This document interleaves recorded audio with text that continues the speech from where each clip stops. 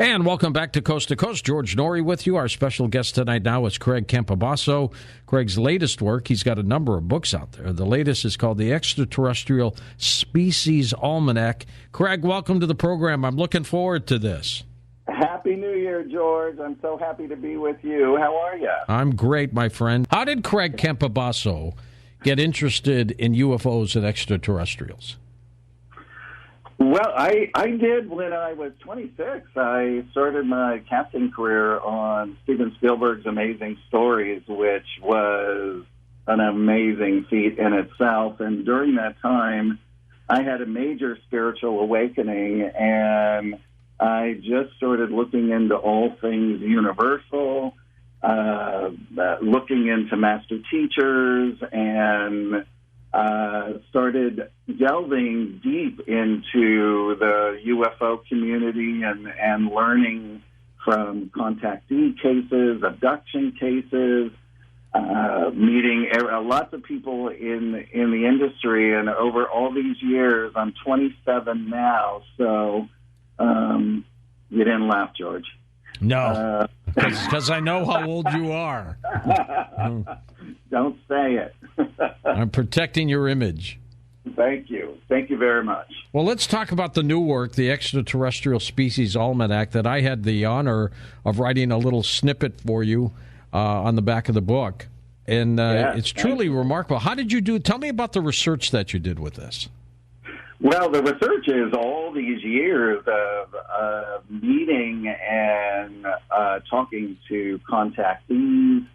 I have met, and I guess this won't sound strange to people on your show, but many hybrids who are from different various places around the universe. For instance, one of the most enigmatic races are the mantis beings. There's not a lot of information on mantis beings.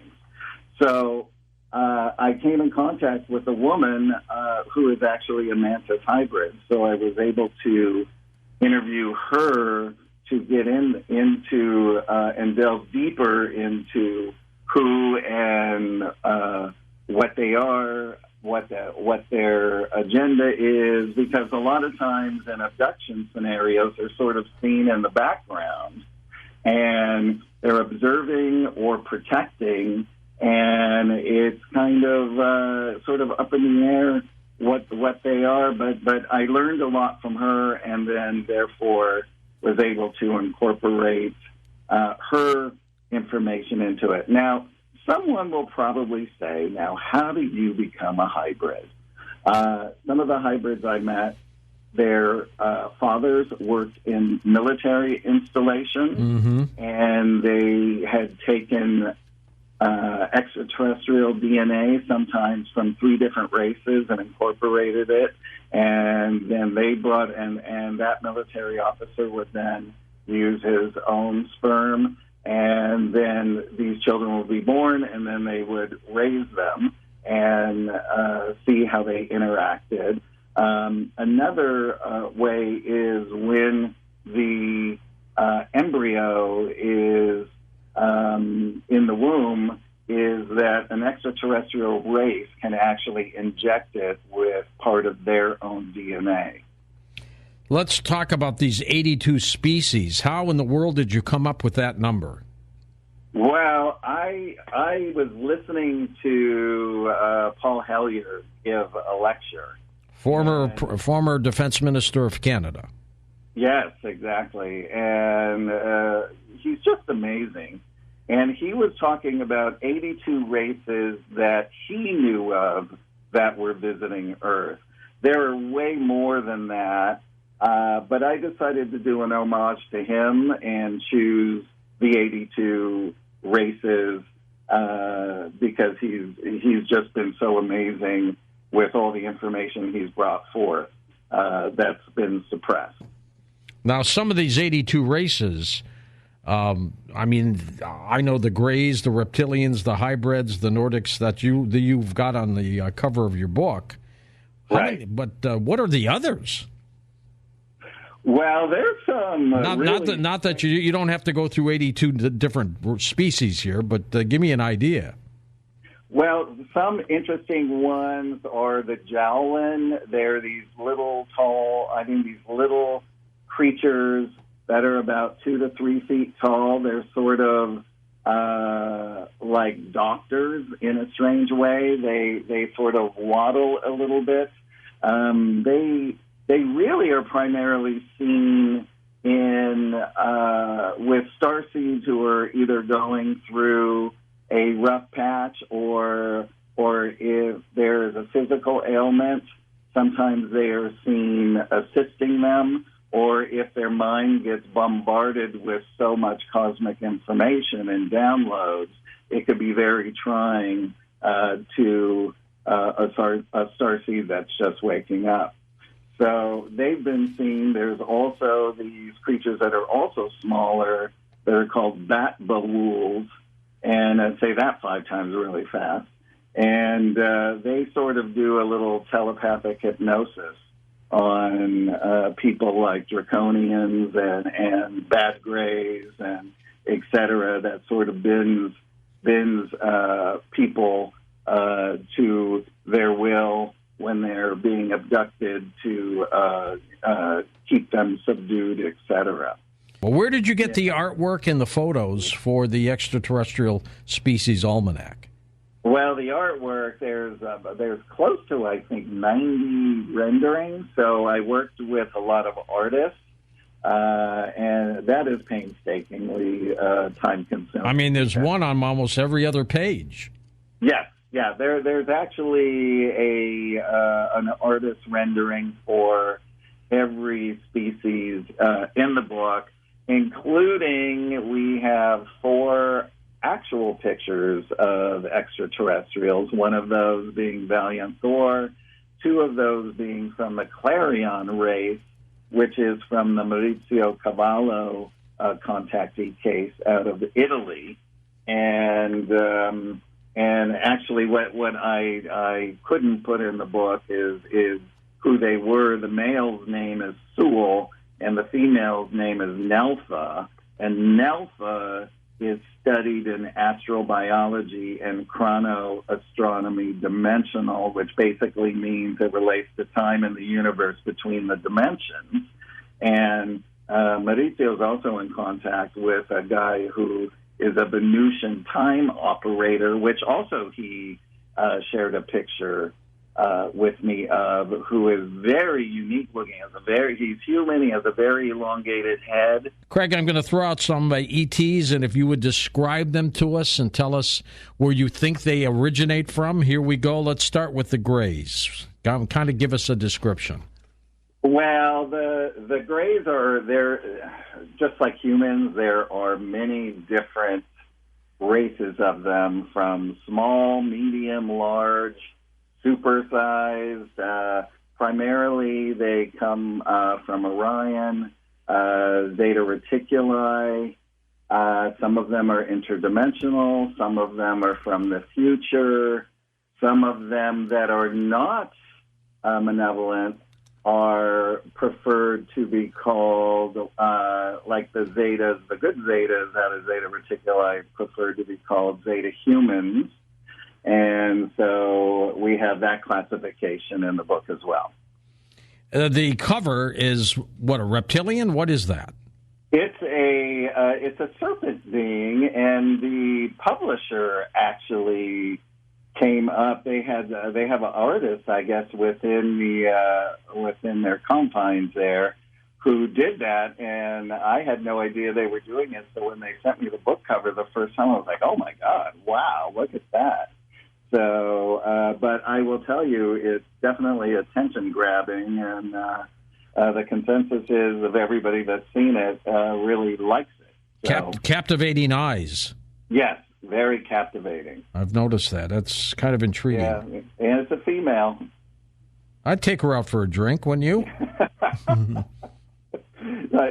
I forgot who told me. Somebody said, "Yeah, I think I." Oh, it was actually my publisher, the head guy. He said, "Yeah, I think I've dated a few." That's funny. Now, how was that originated? Is this a species that you think exists, or was this the imagination of your artist? No,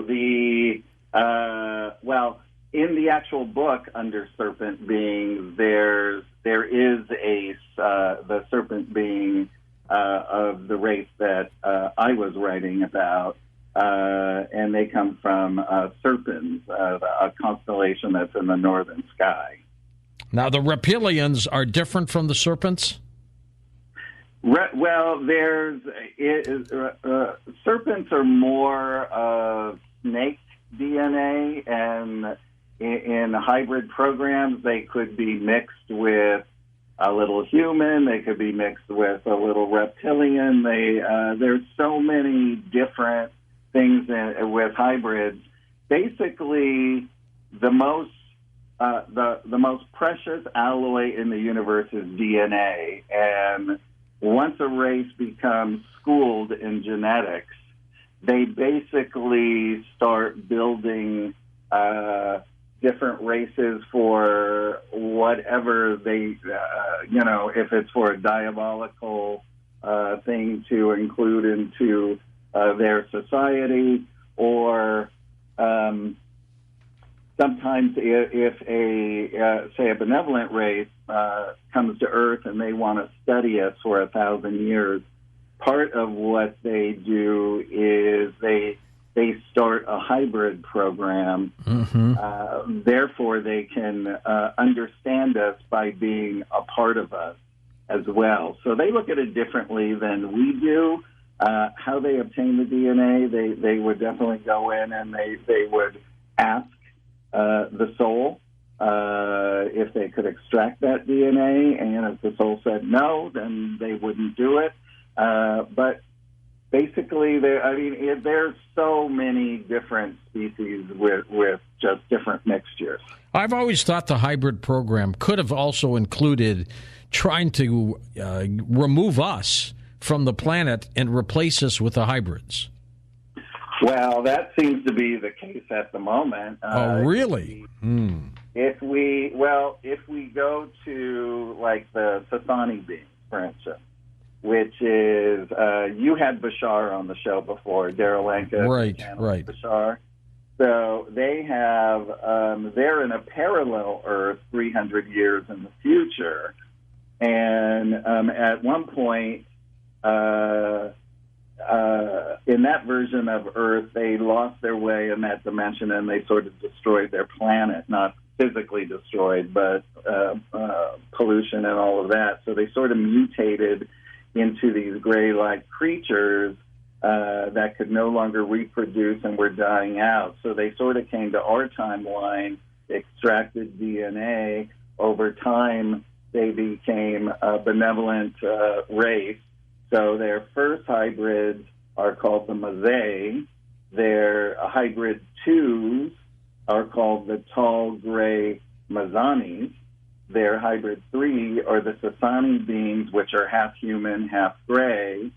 Their hybrid four species are called the Sheyao, and they're slightly more human-looking. And then in the hybrid fives, they become more human-like, and then they sort of become Earth humans all over again once they get into the hybrid 7 of their program, and I think they're entering 6. I talked to Daryl the other day to actually go over it all. Are there many grays scattered throughout the universe, many reptilians, or does the species, is it confined to a certain planetary system? Well, I think the bulk of it is in Theta Reticuli and the Orion. For the grays. For the grays, and some could be in Boötes as well. Okay, interesting. Yeah, and of course here, living underground. Do you have a favorite species? I do. I'm very kin to the Pleiadians, and I really love also the Clarion race because they just have such a wealth of information, and as well as the Pleiadians. But like the Clarions, for instance, they believe in creating light. They honor the one with no name, the invisible architect of creation. Like God. Yeah, exactly. So that's their version of it. And they believe that time and space are their temples, planets and stars their cathedrals, and the universe their sanctuary. I just think that's beautifully put the way they put it. Are there many species that look like us, the Nordics? Oh, there's so many. There are so many species that look like us, and that's why in the consciousness-raising programs, a lot of beings that are from all over the universe who are human are actually living and working in jobs on the planet. I have actually ran across a few in my day. It wasn't confirmed that they were, but when you look at them and they look at you, you know, you feel it. And it goes back to that feeling that Dr. Frank described when he first met Valiant Thor, who looked beyond his eyes deep into his soul, and he knew that he had read his soul history, and he knew that he was someone quite special. And it's the same sort of feeling when you see one of these beings here. I mean, all of us could be interacting with them on a daily basis. I've always wondered if the various races on this planet are separate extraterrestrial species that all came here. I actually believe that that's true. They do say that one race went and settled in Norway, and that race actually has, I believe, more teeth than we do, and that's how you can tell them apart. I'm not sure what their original race was called, and I didn't include them in the book, but I just found that was fascinating, and of course it's a Scandinavian country. Not every race is benevolent. Which ones, in your opinion, Craig, should we watch out for? Well, definitely the Draconians, the Bad Grays, the Bat Bulls.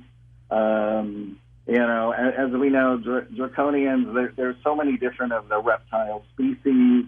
Lots of them look different. Some are extremely tall and large and muscular and aggressive and overpowering, and they're tyrannical warriors. And as we have all sort of heard how the agenda of taking planets over from the inside and in secret, how they look at a planet like Earth as a resource, and that the humans are a resource, and that they keep us from becoming sovereign beings of the universe because we're dualistic and we are not yet fully conscious. So that's why all the benevolent races are here, and they have these consciousness raising programs, because once we reach a fully conscious state, they're not going to be able to stay here anymore, and they can't stay in that vibration. So this is sort of like their last fight. But the good news is this planet is going in the right direction. It will turn into light, and it will go into, we will join again with universal society, and we will start learning about other worlds, and there'll be exchange programs, like, for instance, on Valiant Thor's craft. The crews on every saucer, they're called Victor-class saucers. They're 300 feet in diameter and hold a crew of 200. Every 3 months, the crew is shifted out. The main crew stays, and they go to a different craft, or they go to a mothership or to a starship.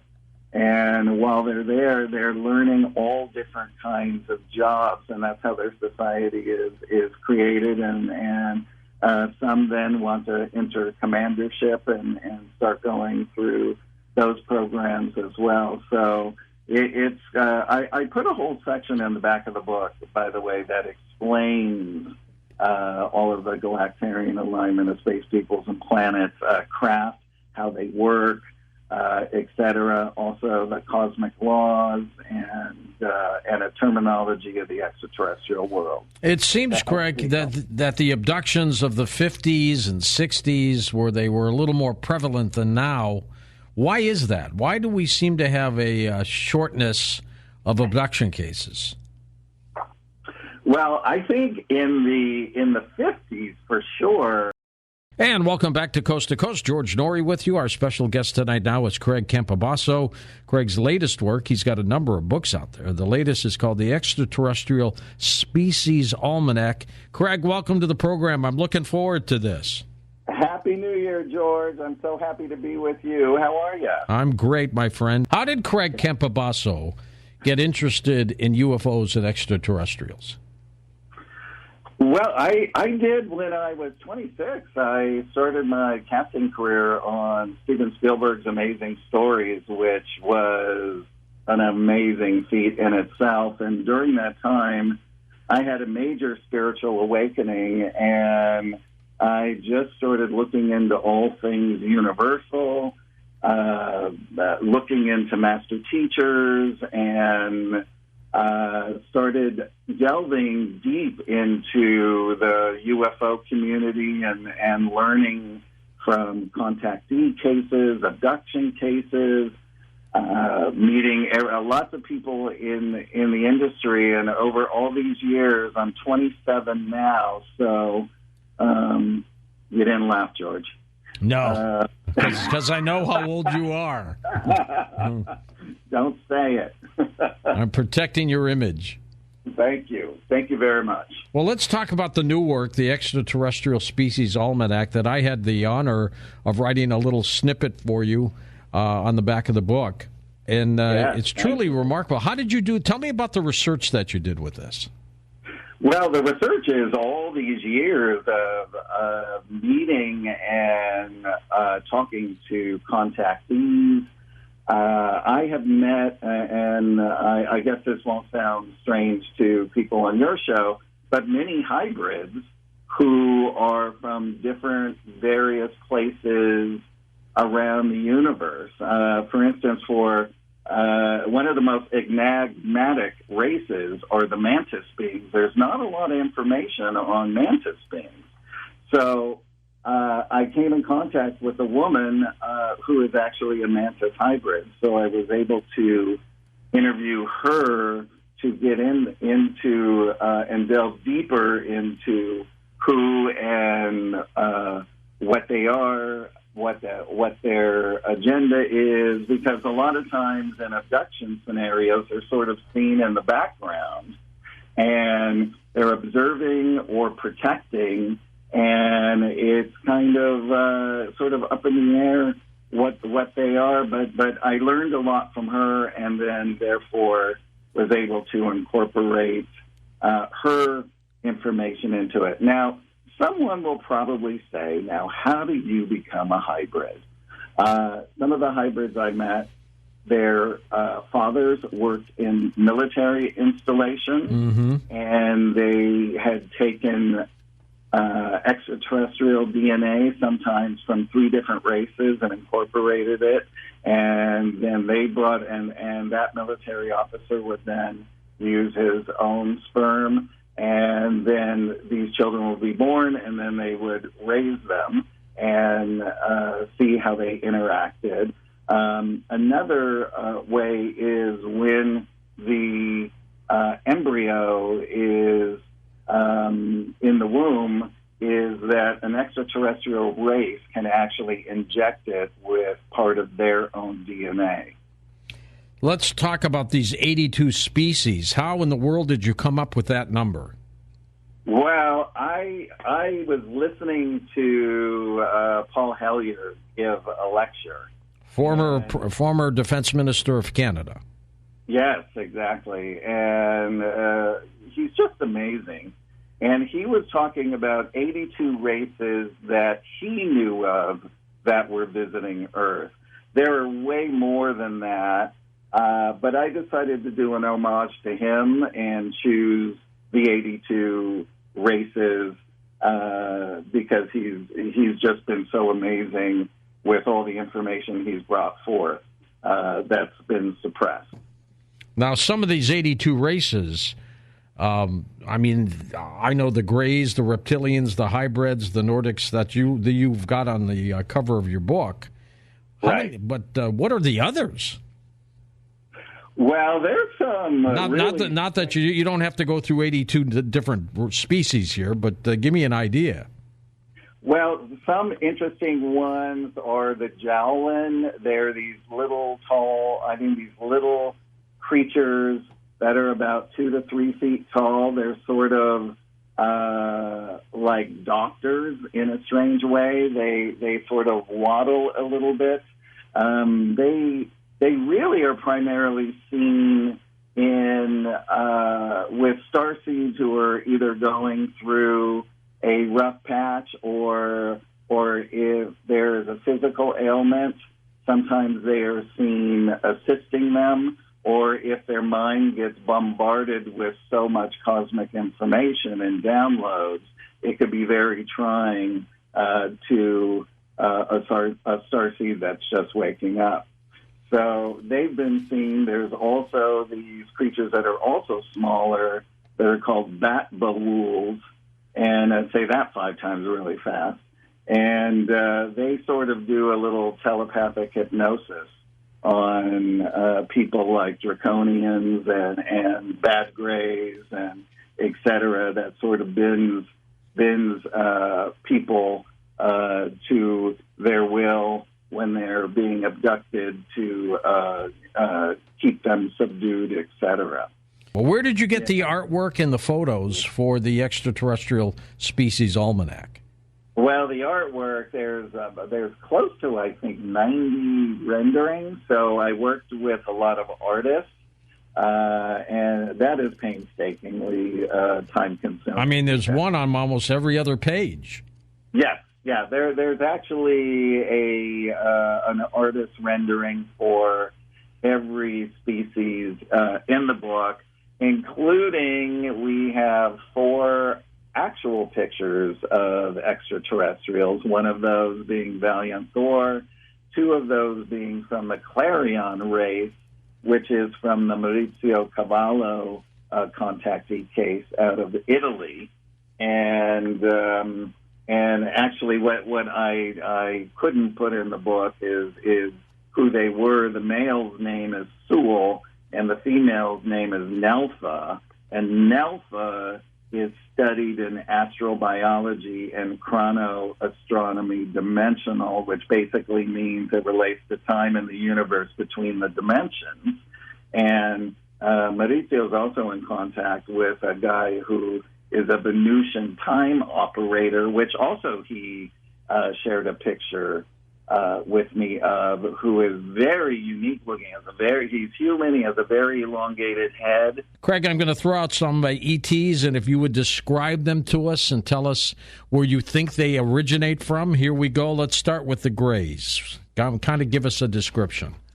Well, the Greys they're just like humans. There are many different races of them, from small, medium, large, supersized. Primarily, they come from Orion, Zeta Reticuli.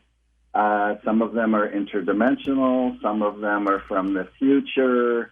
Some of them that are not malevolent are preferred to be called, like the Zetas, the good Zetas out of Zeta Reticuli, preferred to be called Zeta humans. And so we have that classification in the book as well. The cover is, what, a reptilian? What is that? It's a serpent being, and the publisher actually came up. They have an artist, I guess, within their confines there, who did that, and I had no idea they were doing it. So when they sent me the book cover the first time, I was like, "Oh my God, wow, look at that!" So, but I will tell you, it's definitely attention grabbing, and the consensus is of everybody that's seen it really likes it. So, captivating eyes. Yes. Very captivating. I've noticed that. That's kind of intriguing. Yeah, and it's a female. I'd take her out for a drink, wouldn't you? I forgot who told me. Somebody said, yeah, I think it was actually my publisher, the head guy. He said, yeah, I think I've dated a few. That's funny. Now, how was that originated? Is this a species that you think exists, or was this the imagination of your artist? No, well, in the actual book under serpent beings, there is the serpent being of the race that I was writing about, and they come from serpents, a constellation that's in the northern sky. Now, the reptilians are different from the serpents? Well, serpents are more of snake DNA, and in hybrid programs, they could be mixed with a little human. They could be mixed with a little reptilian. There's so many different things with hybrids. Basically, the most precious alloy in the universe is DNA, and once a race becomes schooled in genetics, they basically start building different races for whatever they, if it's for a diabolical thing to include into their society, or sometimes if say a benevolent race comes to Earth and they want to study us for 1,000 years, part of what they do is they start a hybrid program. Mm-hmm. Therefore, they can understand us by being a part of us as well. So they look at it differently than we do. How they obtain the DNA, they would definitely go in and they would ask the soul if they could extract that DNA, and if the soul said no, then they wouldn't do it. But basically, there's so many different species with just different mixtures. I've always thought the hybrid program could have also included trying to remove us from the planet and replace us with the hybrids. Well, that seems to be the case at the moment. Oh, really? If we go to like the Sasani beings, for instance, which is you had Bashar on the show before, Daryl Lanka, right, Bashar. So they have they're in a parallel Earth 300 years in the future, and at one point. In that version of Earth, they lost their way in that dimension, and they sort of destroyed their planet. Not physically destroyed, but pollution and all of that. So they sort of mutated into these gray-like creatures that could no longer reproduce and were dying out. So they sort of came to our timeline, extracted DNA. Over time, they became a benevolent race. So their first hybrids are called the Mazay. Their hybrid twos are called the tall gray Mazanis. Their hybrid three are the Sasani beings, which are half human, half gray. Their hybrid four species are called the Sheyao, and they're slightly more human-looking. And then in the hybrid fives, they become more human-like, and then they sort of become Earth humans all over again once they get into the hybrid 7 of their program, and I think they're entering 6. I talked to Daryl the other day to actually go over it all. Are there many grays scattered throughout the universe, many reptilians? Or does the species, is it confined to a certain planetary system? Well, I think the bulk of it is in Beta Reticuli and the Orion. For the grays. For the grays, and some could be in Boötes as well. Okay, interesting. Yeah, and of course here, living underground. Do you have a favorite species? I do. I'm very kin to the Pleiadians, and I really love also the Clarion race. because they just have such a wealth of information, and as well as the Pleiadians. But like the Clarions, for instance, they believe in creating light.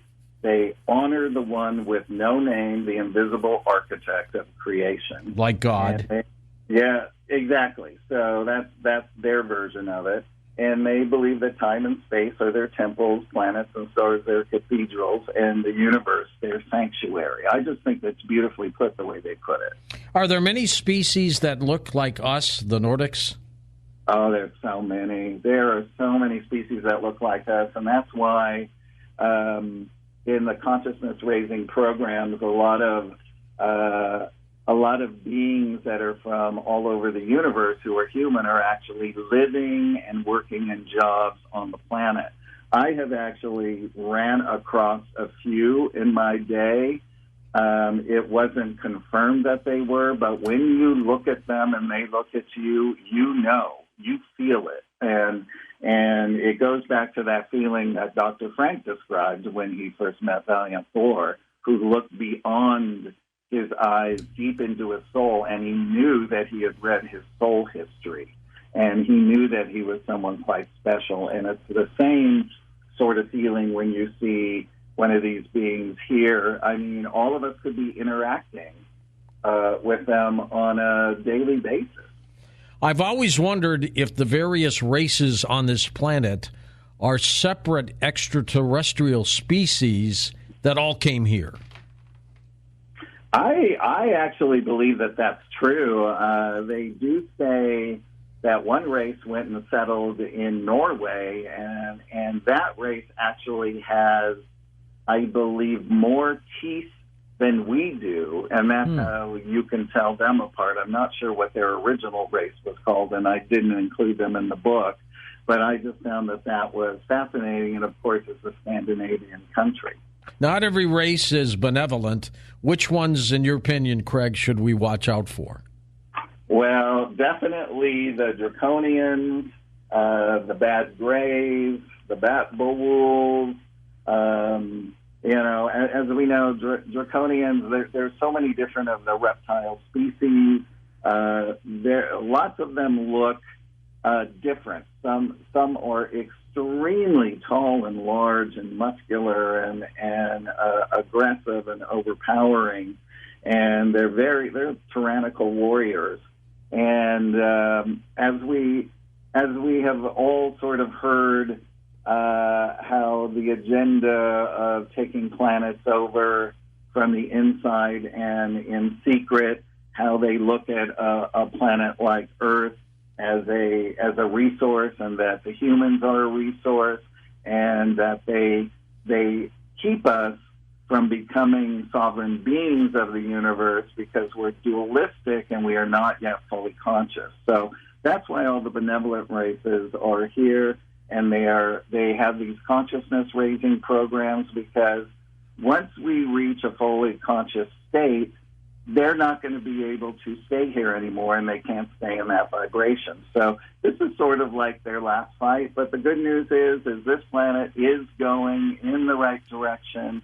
It will turn into light, and it will go into, we will join again with universal society, and we will start learning about other worlds, and there'll be exchange programs. Like, for instance, on Valiant Thor's craft, the crews on every saucer, they're called Victor-class saucers. They're 300 feet in diameter and hold a crew of 200. Every 3 months, the crew is shifted out. The main crew stays, and they go to a different craft, or they go to a mothership or to a starship. And while they're there, they're learning all different kinds of jobs, and that's how their society is created. And some then want to enter commandership and start going through those programs as well. So I put a whole section in the back of the book, by the way, that explains all of the Galactarian alignment of space peoples and planets, craft, how they work, etc. Also the cosmic laws, and and a terminology of the extraterrestrial world. It seems, Craig, that the abductions of the 50s and 60s, where they were a little more prevalent than now, why is that? Why do we seem to have a shortness of abduction cases? Well, I think in the 50s, for sure, it was all of the humans that were coming and making contact with guys and men and women here, especially George Van Tassel. We know Adamski, Dr. Frank. There was many from that era, and basically they all had the same message, and it was Thor's message, which was to preserve life, to eliminate sickness and poverty, and, of course, to talk to them about how the universe is run, to Eisenhower, and to talk to them especially about atomics. Atomics, for instance, not only affects this planet and knocks it a little bit off its axis, but it interferes interdimensionally and sends waves out into the universe.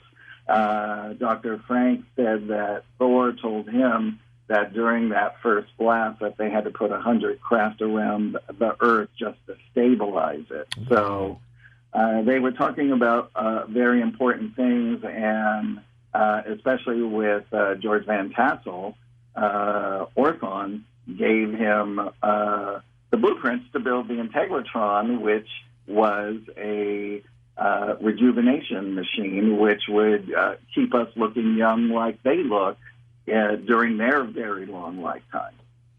Amazing work, Craig. Just fantastic. Where do people get this new book?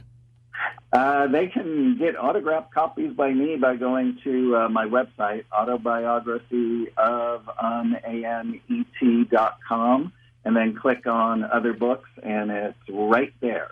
Where do you see good old planet Earth in the next 50 to 100 years? Well, hopefully we will be within the next 100 years indoctrinated back into universal society, and our planet will become fully conscious again as all these consciousness-raising programs are gearing us up and towards. Some of the starseed children now that are being born in their teens, I've met probably about 5 of them, and they ask me questions that are beyond adult about extraterrestrials, about all different kinds of subjects. They are just brilliant and really smart. So we have a great future ahead of us, and this planet, like I said, will be back in the way that it was originally intended, and I just think it would be really amazing to start going on expeditions and learning about other planets and other races, and this book is sort of a beginning for that. Tell me a little bit more about Valiant Thor. Did he or did he not meet with Eisenhower, and then Eisenhower rejected his ideas, or what happened? Well, he did meet with Eisenhower and was put on VIP status for 3 years. And as I said before, he came with a divine design that was to eliminate sickness, disease, poverty, talk to them about atomics and free energy and all of that. Now, Eisenhower and Vice President Richard Nixon were for Valiant Thor. It was the military-industrial complex that was not. And the rest of the factions, like the CIA and NSA, et cetera.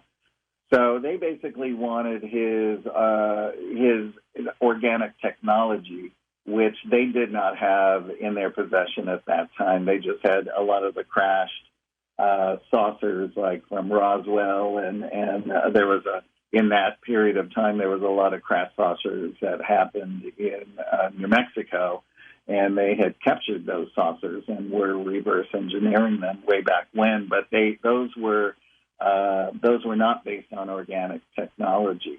So this 3 years that he was here was for them to talk about it and implement the proposal. But in the end, it was turned down, and regrettably, by Eisenhower, because they said it would put doctors, nurses, pharmaceutical companies, electric companies, everybody out of business. But of course, it went back to money and greed instead of for the goodwill of the people. Exactly. It's always about money and greed, isn't it? Yes, exactly. The fully conscious beings don't have to worry about any kind of disease because they are already fully conscious, and they don't attract any of that type of thing into their bodies at all.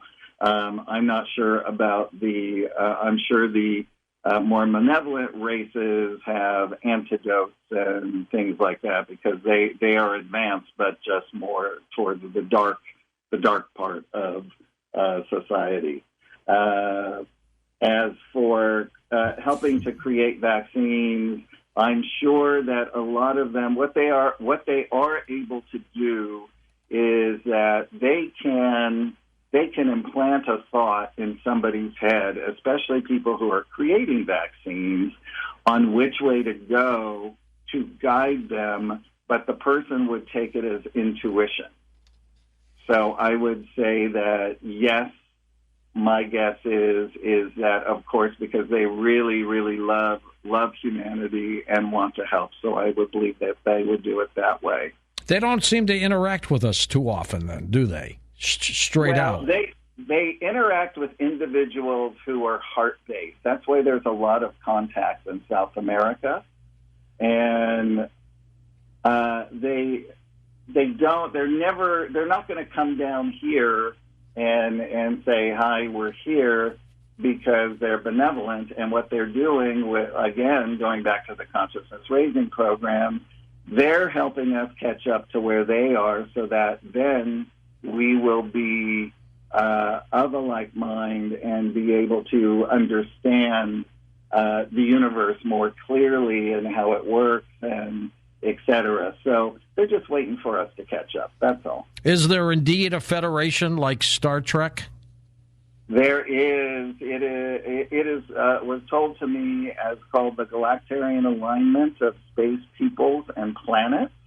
So it's an alignment of energy, of being fully conscious. And being fully conscious is here we're dualistic beings, so we're always struggling between right and wrong, and we're using our emotions.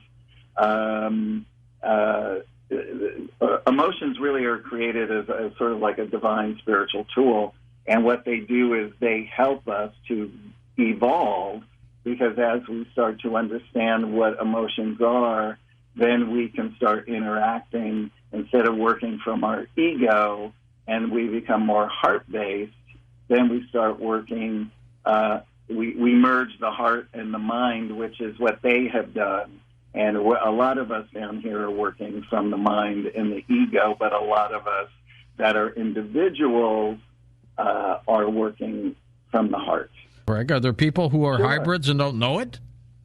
Well, yeah, there are, yes, absolutely. And a lot of times what happens is when they start opening up to the greater universe and start waking up and feeling these new emotions and all of this flooding in, you can sort of take it to the place where when someone has a near-death experience and they go into the womb of creation and they understand, like they feel like, I am a part of everything.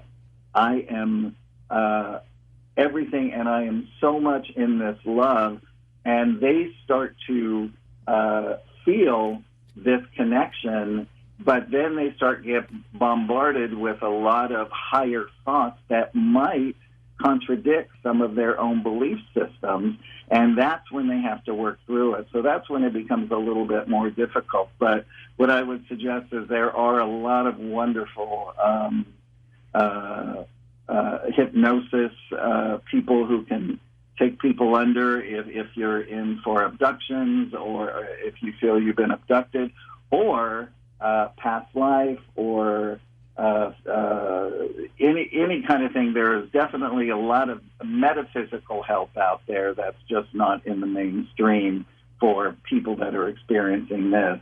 As for Australia, I don't know about that. I'm sure there's a lot of underground bases there as well, but I will tell you there is a lot of activity with craft in Australia, and they are most interested in certain countries that contact me because of the Valiant Thor story and all the other work that I've done. Australia is one of the number one. So they are very interested in this subject matter. They're all telepathic race. So when they speak mind to mind, they also transfer their emotional body. So if I'm sharing a story with you that might have been emotional and joyous for me, you would feel it as if you were the experiencer. Because they are telepathic, they have what we would call a mind internet. So if you wanted to reach out and talk to somebody across the universe, you could do that, and do that through telepathy as well. They also have on a lot of planets, they have these giant outdoor stadiums where people go and gather during the day, and what they do is they listen to universal broadcasts that are coming from all the different sections of the universe. So that is as far as I know how they interact with their social media, if you will. I heard a story, and I don't know if it's true, but I heard that the government approached Steven Spielberg about making Close Encounters. Not that they gave him the idea, but I believe he was shown the being. And Jackie Gleason was shown the being through Richard Nixon as well. Down in Homestead, Florida. Yes, exactly. And so I think it is trying to be introduced. It's very interesting if we go further back into the early 50s when The Day the Earth Stood Still was done. And mind you, that our government knew that Valiant Thor was coming for quite some time and knew that he was a very big deal in the universe. And it was interesting that they made the film, and I was told by Major George Filer of the Filer Files, who was at the Pentagon during that time. I talked to George the other day, and he said, yeah, when I was at the Pentagon, they walked me by an unmarked door, and they said the alien lived through there. And anyway, he was on an airplane, and he sat next to Michael Rennie, who played Klaatu. And Michael Rennie told him that the government funded that movie. Wow. So that they could gauge a reaction of a human man coming from another planet. And then we have Valiant Thor showing up a few years later. Wasn't War of the Worlds also based on something like that? I'm not sure. I know that it was originally written in, was it the early 1900s or late 1800s? They wanted to test human panic. Amazing work, by the way, Craig. And it was. I bet it was fun doing it too, wasn't it? It was I actually had a great time because I got to go back in and go back to a lot of the very early Contactee cases. And reread a lot of those books, and some of those were from Wendell Stevens' collection. In his lifetime, he amassed 65 books of Contactee cases. And I just didn't want them to get lost to history way back when, because a lot of people don't know about these. But what's interesting is that they are all available in a PDF form on the website UFOphotoarchives.com if people want to check out a lot of these early ones. Frank Strange died in 2008 in Los Angeles. Did you ever have a chance to meet him? Oh, I was best friends with him for almost the last 8 years of his life. Really? Wow. Yes, the day before he died, he had fallen and broken a little bone in his neck. So when he was in the hospital and they sent him home, they put a hospital bed in his room, and he was wearing one of those halos and could barely turn his head. And I had interviewed him every week for years, doing all the research for A Stranger at the Pentagon, with all the things that isn't in the book, with all his escapades with Valiant Thor and his crew and all of that. And his wife's nephew was there watching him, and he had him call me and put the phone up to my ear, and he literally was crying and just said, please, brother, don't ever forget me. Don't ever forget me. And I knew he knew that he was going. He got his end was near. And literally was gone, like lickety split. Whatever got him to believe in UFOs? Because he was deeply into it. He was deeply into it. He was a Christian minister, and even before he met Valiant Thor, he went around and he talked about UFOs and the Bible. And he would talk about Ezekiel and the wheel within a wheel. And what's really interesting, when he passed away, his wife, Julie, gave me, I have most of his artifacts now because we're going to use them for the movie, but she gave me his Bible that he had with him throughout his whole life. And inside there were tons of notes from all his sermons. And in those notes were what he spoke about during the 2 weeks when he was in Washington, D.C., where he went to meet Valiant Thor. And one of those nights he spoke on UFOs and the Bible. Over many of the past centuries, that because of this planet's aggressive nature, especially with nukes, that craft have gone over military installations and turned off their nukes to show them that they can do that. We've had viable people have witnessed this too. Yes, exactly. And they say they are not going to allow us to blow this planet up. Evidently, there was another planet in our galaxy that blew up, and they are never going to let that happen again. So I think that they are definitely watching. They are always watching what people with horrific intentions for the earth to gain greed and power. They're always watching them, and they're actually monitoring their thoughts.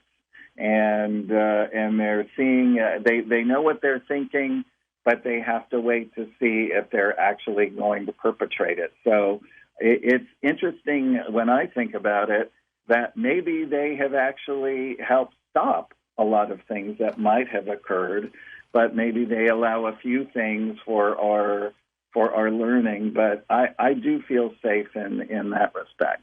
How long have they been around, do you think? Well, I mean, everything has been around since the beginning of the universe.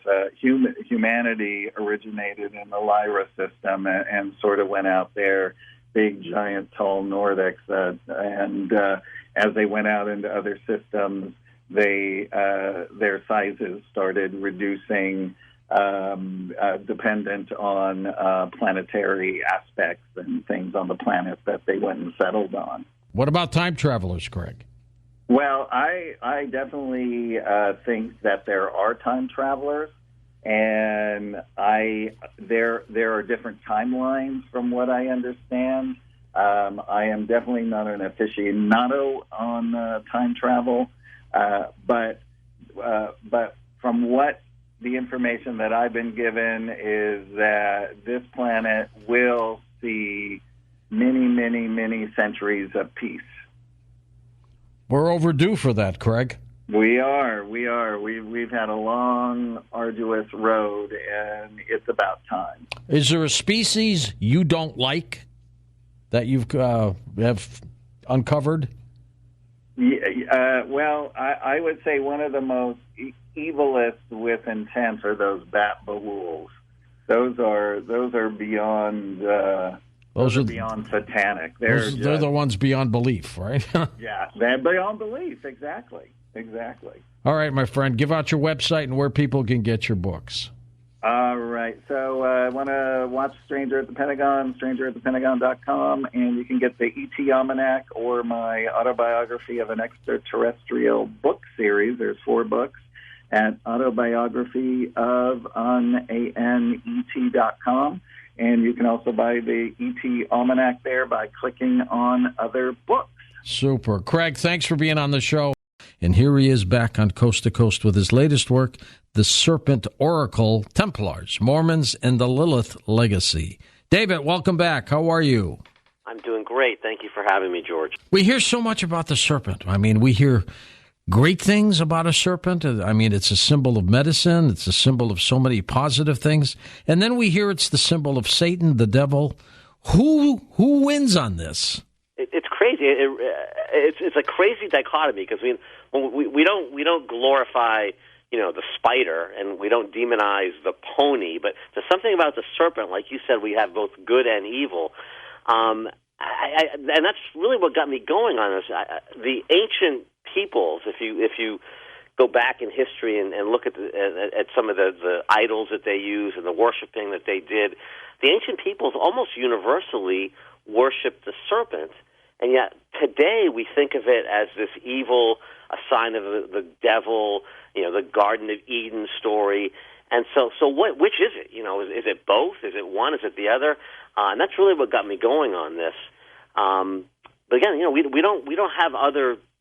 The shark, for example, we demonize the shark. No one glorifies the shark, and yet the serpent, the snake, sort of falls in between, falls on both sides of the equation. If you go back, a lot of your listeners probably watch the Ancient Alien shows, but go back to Genesis chapter 6, and I'll quote: "And it came to pass that the sons of God saw the daughters of men that they were fair, and they took them as wives." So, in other words, the sons of God, some people interpret that as angels, came down to earth and took human women as their wives and had children. Other people say, wait, the sons of God, these people coming down from the sky, those weren't angels, those were aliens. That they weren't coming down from heaven, they were coming down from some star, some alien star, some outer universal word, whatever. And so which is it? I don't know the answer to that. But if you look further at some of the language, for example, the Anunnaki, the Sumerians, who call the sons of God the Anunnaki, meaning those who came from heaven. Mm-hmm. And then further on in Hebrew, when these Anunnaki mated with the human women, they had offspring called Nephilim, from the Hebrew word nafal, meaning to fall. And so are these children who are the product of these aliens / angels and human women, are they falling from grace, or are they literally falling from the sky? So we see these hints in some of the language that's used that maybe there is something to this whole idea that this Genesis chapter 6 isn't talking about angels, but instead is talking about ancient aliens. And then, of course, the great flood of Noah apparently was set up to kill off the Nephilim, wasn't it? Right. There's a whole story about God decided that these people were evil. They were giants and they were evil, and we need to wipe them all out. And maybe they didn't all get wiped out, and that whole thing is another aspect to that. But if you go back and look at some of the statues and figurines, there's a fascinating one that was found in the city of Ur, which is in Mesopotamia, with southern Iraq, today's Iraq. It's at the Iraq Museum. It dates back to about 400 BC. It's a human body with a snake head, and that was one of their gods. What better way to illustrate this whole concept of serpent aliens mating with human women than to have a figurine or a statue or a god that is half human and half serpent? That they are a reflection or an echo of what the ancient people believed happened in their past. If you look at the various cultures that have, for example, serpent worship, it's incredibly widespread. Not only in Mesopotamia, there's this fascinating I love the Asherah goddess statue. Asherah being the equivalent of Isis, basically. But she's standing there with bare-breasted, and in each hand she's got these snakes wriggling in her hand. And of course, we know about Cleopatra and the asp, how Cleopatra worshipped the snake, and that happens in Mesoamerica with the Aztecs and Quetzalcoatl, and with the Maya and Kukulkan, the Khmer of Cambodia. Happened in serpent worship in India. There's a fascinating serpent mound in southern Ohio. It's a quarter-mile long, and again, the Native Americans apparently were worshiping the serpent as well. So we see this all across on either side of the Atlantic Ocean, both hemispheres. And to me, if we have that much serpent worship and it's that universal, there was something going on that caused it. It's hard to believe that this kind of thing independently bubbled up in so many different cultures, like I said, independently. That's just not the way that usually works. Usually there's some kind of common truth, common thread to all this that causes that kind of widespread universal behavior. We always want to imitate our gods. So we'll get to it later. There's this whole thing about lots of ancient cultures deformed the skulls of their babies to make them look more serpent-like. That's right. They kind of elongated them, right? Elongated them. Yeah, we see that not only in Mesoamerica with the Mayan culture. We see it Nefertiti, for example, the famous bride of King Tut. We see it in Egypt. We see it on the Isle of Malta. We see it even today in southern France, the city of Toulouse in southern France. There's still vestiges of that. So there's that possibility, the idea that the snake worship comes from that. We always want to imitate our gods, and we believed in this, and so that's what we did. It's also possible just that the snake is such a powerful thing that we worshipped it because of its power and its ability to shed its skin and become rebirth itself, reincarnate itself, and so immortality, the symbol of immortality. So it may have nothing to do with this ancient aliens. It may just be that we've been so fascinated by the snake because of so many cool characteristics that it has. But I think it's probably the first. I think it's probably that there's vestiges of this memory of the ancient aliens. Is the serpent been given a bad rap, in your opinion? Yeah, very, very, very much so. I think that when you think about the things that it actually symbolizes, which is both wisdom and power, it's a very I think the Cleopatra worship of the snake, of the asp, where in the end Cleopatra commits suicide by letting the snake bite her. It bites her, right? It's a noble way to die. There's a whole nobility and almost reverence for the snake.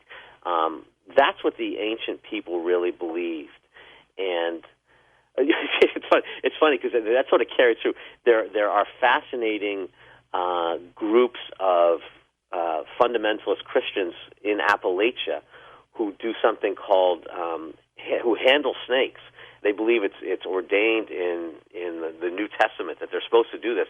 And you can go into these churches, and they literally have bags of rattlesnakes that they'll dump on the floor, and they'll start praying and dancing and singing, and one by one the parishioners will grab hold of these snakes and hold them up. Yow. You've written a lot about the Knights Templars. Do they play a role in some of the serpent worship? Yeah, so that's really what got me going on this to begin with. The very first time I sort of looked at this, the Templars, most of your listeners probably know, they were a secret organization, a secret society, the fighting monks, the army of the medieval church. But because they were secretive, they had these special secret seals they used for their correspondence. They were also early bankers, so of course the seals were very important for that. But some of their seals, even though they were the army of the church, they were Christians, they were monks, had some really interesting pagan imagery. In particular, there was one seal that had an image of a pagan god named Abraxas, Abraxas. In fact, the word abracadabra is believed to derive from Abraxas. And Abraxas was this figure that was half serpent or snake and half human. And again, it's a pagan deity. But it struck me as like, where did that come from? And then as I got deeper into the research about the possibility of serpent aliens, I saw that figurine I described earlier, the one that was found in Iraq, that's in the Iraq Museum, that's half snake and half human, which is very similar to the Abraxas. I'm like, well, wait a second. That's really what's going on there. Is this Templars seem to have figured out or discovered or learned about this ancient tradition of these serpent aliens. People forget that the Templars, even though they were based in Europe, they spent a lot of their time in the Middle East. And during that time period, we're talking early 1100s, early 1300s, when the Templars were finally disbanded and outlawed. But during that time period, Europe was the backwater, and the Middle East was the heart of intellectual discovery and education. And so people from Europe who went to the Middle East came back with all this knowledge. So I think one of the things that happened is the Templars went to the Middle East, were stationed there, and came back with lots of knowledge that the church didn't want shared, and that eventually that's why the Templars were outlawed. The church finally said, okay, enough of this free thinking, enough of this modern thinking, enough of all this idea of the sun being the center of the universe. We can't have that. And so they eventually put the Templars down. But I think part of that whole thing was the Templar discovery of this ancient serpent alien issue. Mm-hmm. It manifests itself in some of their secret seals. For example, Abraxas, the union of the man and the reptile, is a metaphor for this whole fallen angel thing. And so, starting with the Templars, and then, of course, whenever you start with the Templars, you eventually end up with the Freemasons, because many historians and scholars, including myself, believe that the Freemasons, after the Templars were disbanded, the Freemasons sort of became a reconstituted version. Right, they're basically the offshoots of the Templars, aren't they? Exactly, and carried that forward. And even in Freemasonry, we have some of these interesting symbols. They have something called the brazen serpent ritual. This goes back to, I mentioned it earlier, where Moses put up a post and a serpent on it, and people who looked on that serpent would be cured. But this idea of the serpent being part of one of the Masonic rituals, and in my book, in the Serpent Oracle, the main antagonist in the story is a Freemason who decides he wants to try to take over Freemasonry and make it a group of serpent worshipers, sort of under the umbrella of Freemasonry. And this actually is based on something that happened in the real world, something that happened started in the Philippines and made its way to California. This group of Freemasons who had a subgroup known as the Grand and Glorious Order of the Knights of the Creeping Serpent. Jeez. And this idea that the serpent is somehow to be admired and revered. But in my story, the trigger for the whole thing is this Masonic character who wants to have Freemasonry go back to the idea of being serpent worshiping. And the Knights Templar, they were the holders of the Shroud of Turin, weren't they? Possibly, yeah. That's one of the things that they were believed to have. They were the one. We could talk for another hour, and I love this part of the conversation because all my books are based on the mysteries of the Templars. But one of the big mysteries is, what did the Templars discover when they were in the Holy Land back in the early parts of the 1100s that made them so incredibly powerful so quickly? They became the wealthiest, most powerful force in all of Christendom for about 200 years. Did they discover the Ark of the Covenant? Did they discover the Holy Grail? what was it that they discovered? Was it treasure? Was it the Templars came back and said, hey, look what we learned? And then the other side of that coin is, what was it 200 years later that finally had the church say, enough, we've put up with you guys long enough, we're done with you, even though you're our fighting force, and even though for 200 years you fought the Crusades on our behalf, we can't have it anymore. We're done with you. You're too much of a loose cannon. We're worried you're going to reveal things you shouldn't reveal. No one's quite sure what those two things were. The thing that happened in the early 1100s and the thing that happened in the early 1300s. It's probably the same thing, but what that secret was. And no one's been able to quite figure out what it was. But one possibility is this whole idea of serpent DNA. There's a fascinating book, and I went deep into it in a previous novel,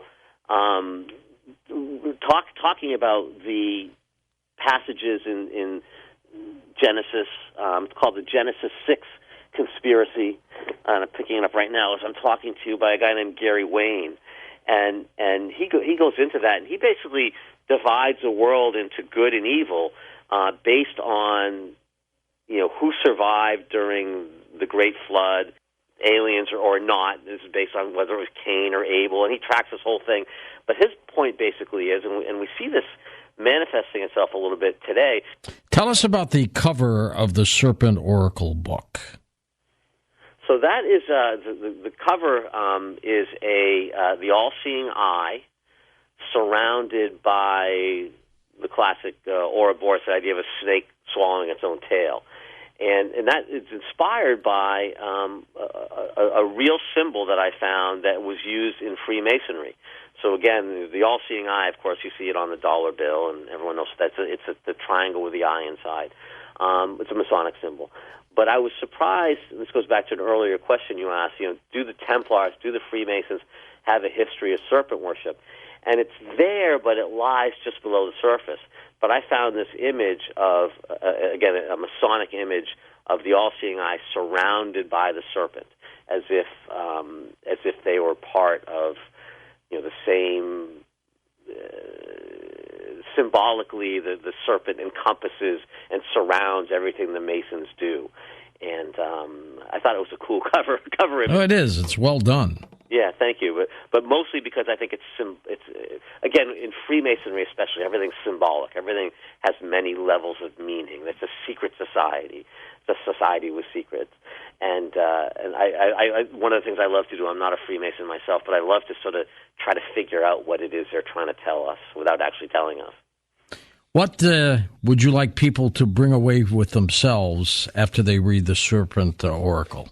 The whole idea that, A, we may actually descend from serpent aliens, which I think is, on its surface, an outlandish idea, but when you look at it more carefully, there's a decent amount of evidence to go to support it. So that's sort of fun to think about. So that's one possibility. But I think even more fundamentally, the idea that the ancient peoples may have been closer to sort of universal truths and universal knowledge than we are today. I think that's the thing I want people to think about when they read this book in particular. David, do you think the serpent has gotten a bad rap? Oh, yeah. I mean, the serpent historically has been associated with knowledge and wisdom. And again, we talked about that last hour. The church didn't want that. I shouldn't say doesn't. It's not fair. Didn't back when we were talking medieval times, didn't want that. Didn't want its flock to be educated. And so anything associated with knowledge was considered undesirable. And that's where the association came. But again, the snake is just a snake. It does what it does to survive. Do you believe in the Bible? So I've always felt that the Bible is a compilation of ancient legends passed down. But if you ask me if I believe that the Bible is sort of a sacred word of God, no. But I think it's a compilation of ancient stories and legends and myths that were passed down over the millennia. Let's go to the phones. Tony, truck driving in New Mexico, gets us started. Hi, Tone. Go ahead. Hi, George. Thank you. Hey, I got two quick questions. All right. The first one is where does it say in the Bible about Eve not being Adam's first wife? Because I've never heard of Lilith before. Let's do that one first, David. Yeah, that's a very good question. I don't know if that's something that's in the Talmud, which is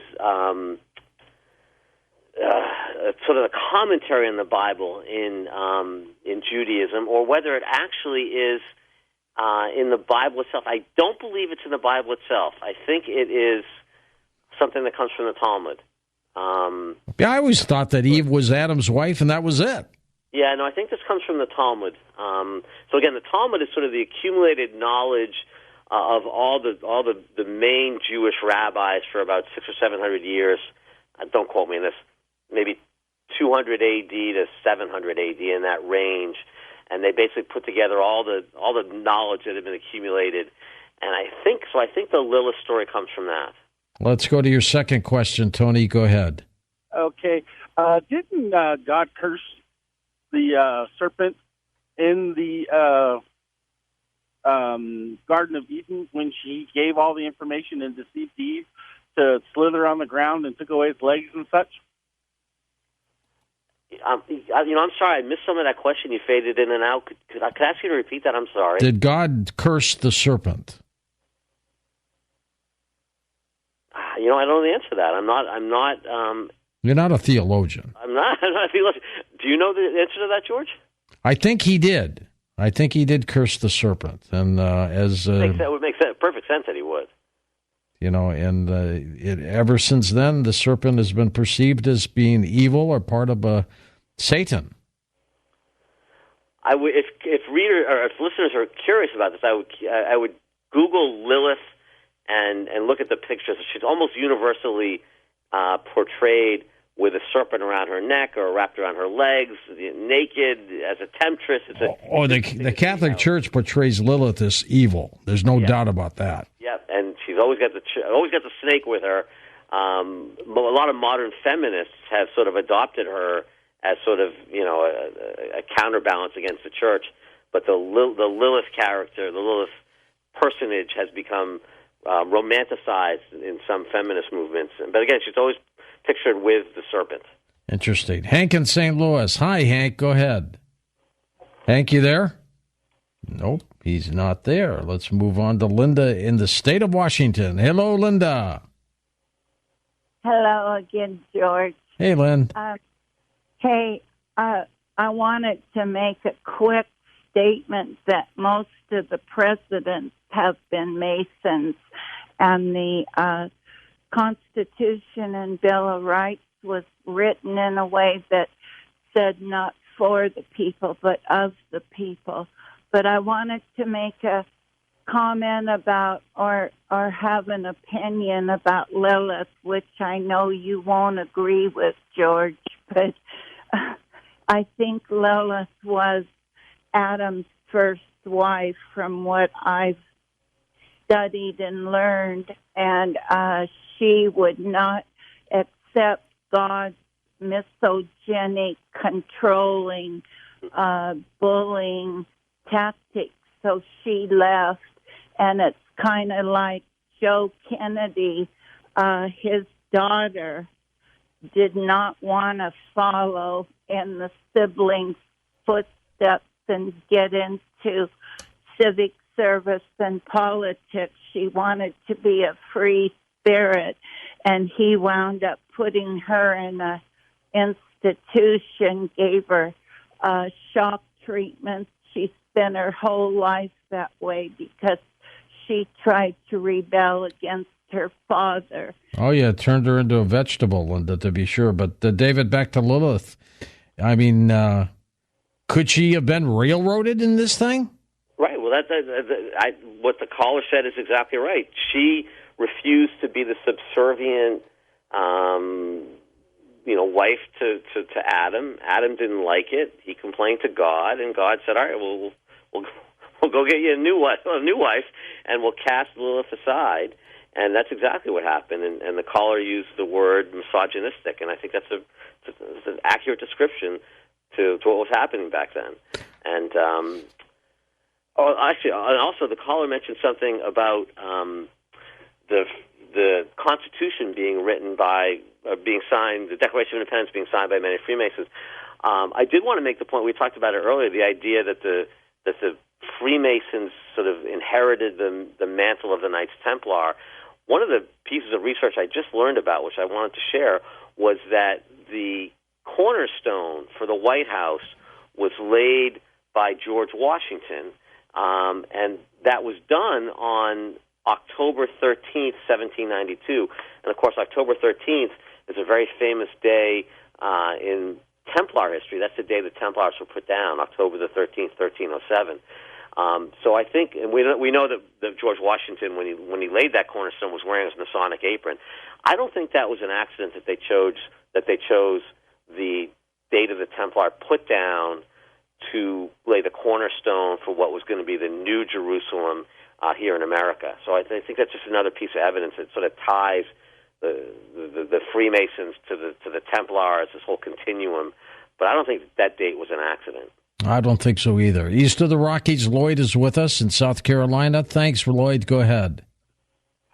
Sir, you tell me you are not a Freemason, correct? You're asking the guest, David? Yes, I am, sir. Are you a Freemason, David? That is correct. I am not a Freemason. Your research into Freemasonry, sir, and I am a Freemason. I've also been a Demolay since 1976. And if you know anything at all about history, you know who Demolay is. Sure. And what happened on October 13th, 1307. Right. Your research is questionable at best and non-existent at worst. I will say that I have been a guest lecturer at over 100 Masonic lodges over the past 8 or 9 years. And generally speaking, before I publish anything, I run it by 4 or 5 senior-level Freemasons, 32nd, 33rd degree guys, Rosicrucian guys, other societies. So I'm pretty comfortable with my research when it comes to this stuff. So let's get his read the books or not, but I'll stand by my research. Let's get his main issue. Lloyd, what are you opposed to the most that David has passed on about Freemasonry? Well, 32nd and 33rd degree Freemasonry, 32nd, okay, the highest... You're correct. Third, I'll stick with the 33rd. 33rd and other senior members. 32nd doesn't really mean anything. You're right. 33rd and or other, past Grand Masters of state lodges. People have been in the craft for a number of decades. It's an emotional topic, Freemasonry, isn't it, David? Very much so, and by the way, I happen to think what the Freemasons do is they do great work. I have a lot of admiration for them. I write about them a lot, generally in a positive way. This caller is one of the few times I've had any Freemason express a negative reaction to my research, which is why I asked. I wondered if he's read my books, because I think that if you read them, one of the things I do is I put a lot of notes in the end, so that if people have questions about where my research comes from, I put sources in the back. And so, if I make an assertion about some kind of Masonic history or ritual or whatever, I source it in the back. Carl in Boston. Welcome, Carl. Hi, George. Thank you for taking my call. Sure thing. I just wanted to say I strongly disagree with David, the guest. The Holy Bible, King James Version, is the Word of God. However, the Mandela effect may have changed a few words. There's some things in the Old Testament I don't remember. But anyway, I was going to say my dad passed. He was a 33rd degree Mason, and he was very holy. He taught me a lot. He may not have been the same. I was Baptist. He was Lutheran. But anyway, this next comment I wanted to make, I am anointed. And with the authority of the Lord, as in Isaiah 54:17, George, do you want me to read that verse? No, probably not. Okay. But just give us a little paraphrase. Well, basically it just says, any weapon formed against me shall not prosper, et cetera, that the servant of the Lord has the power of the Lord. And I wanted to say, with that being said, we are in end times. Please repent, everyone. Please repent. Find your Lord, whoever you call God, and ask for forgiveness. My tribal name is Zero Bakgure, and I am with the Creator. You have seen my work recently with the new galaxies and everything, I fasted for a long time, and I prayed for three things. I'm not going to tell you what they are, but one of them was life, and that was created the next morning. And I just wanted to say, please read. The Bible is real. The Bible is what it is. And I know you don't think it is, but, Masons are not satanic. Masons, maybe I don't have room to speak because I'm not a Mason, but I know my dad taught me a lot and tried to get me to become one, but I couldn't follow suit because I went the military route. Well, that's not done. That's not all bad either. Thanks for your service. But, David, I haven't heard you call the Freemasons satanic. No, I mentioned another author who did. I don't believe that they are, not at all. I think it was described to me once by a senior-level Freemason who said that the difference between established religion, particularly the Catholic Church, and Freemasonry is that the Church believes that humankind, men, whatever, are naturally evil and need religion to be made good, and the Freemasons believe that man is naturally good. Now, I would agree with them, don't you? Yes, I do, and I think that, and I love the fact that they are so egalitarian. I love the fact that there's a great story about, I believe it was President Truman, who was a Freemason, and his gardener happened to be the master of his lodge, and Truman would always defer to the gardener whenever he saw him because in the Masonic lodge they both belonged to, the gardener was senior to Truman. And so I love the fact that in the Masonic lodge, any person, no matter their status in society, can rise up to be the master of the lodge. There's a lot of things that Freemasons do that I think we could learn a lot from. Let's go to Eric in Indianapolis, Indiana. Welcome to the show. Hi, Eric. Take it away. Hi, George. I'm sort of confused about your guest tonight. I thought he said earlier that he didn't believe in the Bible. I mean, so what? He talks like he does when he. All right, let's let him clarify that. Go ahead, David. I think what I said was I believe that the Bible is a compilation of myths and legends and stories that have been passed down. So.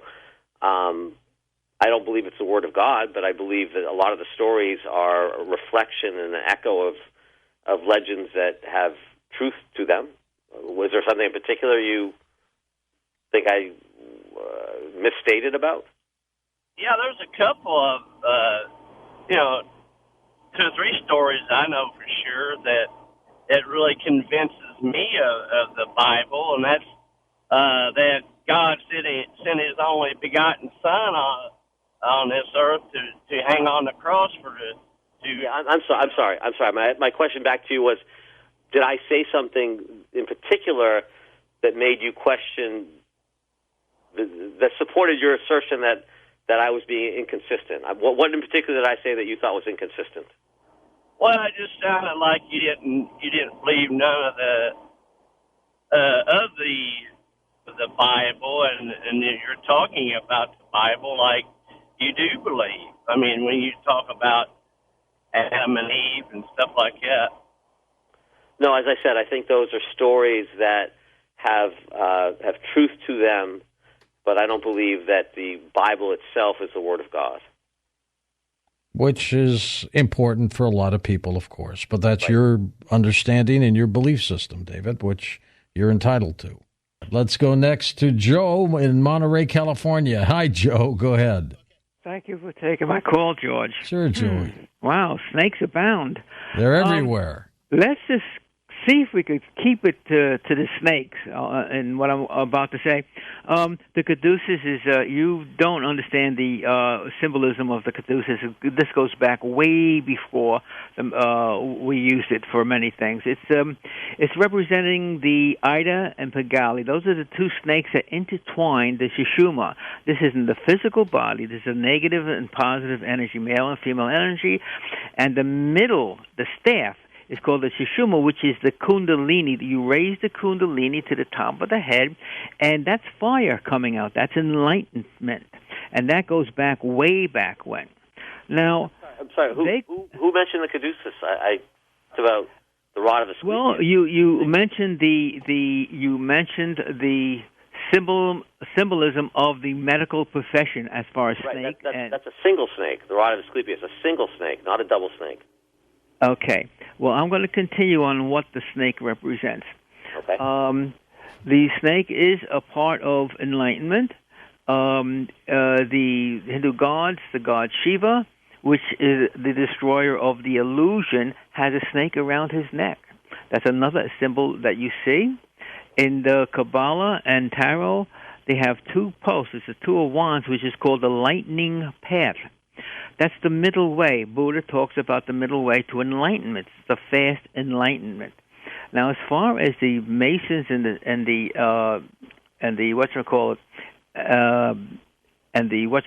Templars, the Templars were supposed to have been given the sword and the point, the spear of what they call the spear of destiny.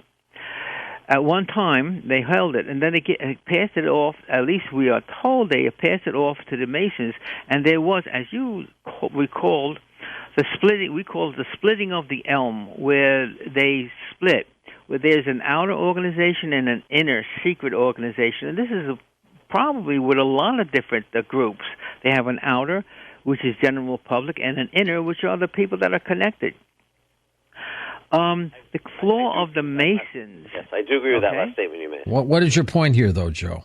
Well, there's a lot of hidden symbols.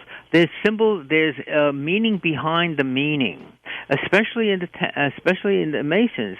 The flaw is black and white checkerboard. You'll see that a lot in different occult or secret societies. That represents duality. But in the occult, the high teachings of the occult, there is a plurality. There are three energies, not just left and right, yes or no, but a neutral path. And the symbols of the Masons are the square and the compass, which goes back to Hiram Abiff in the Old Testament. He made the temples of Solomon. He was an architect using sacred geometry, and that represents that.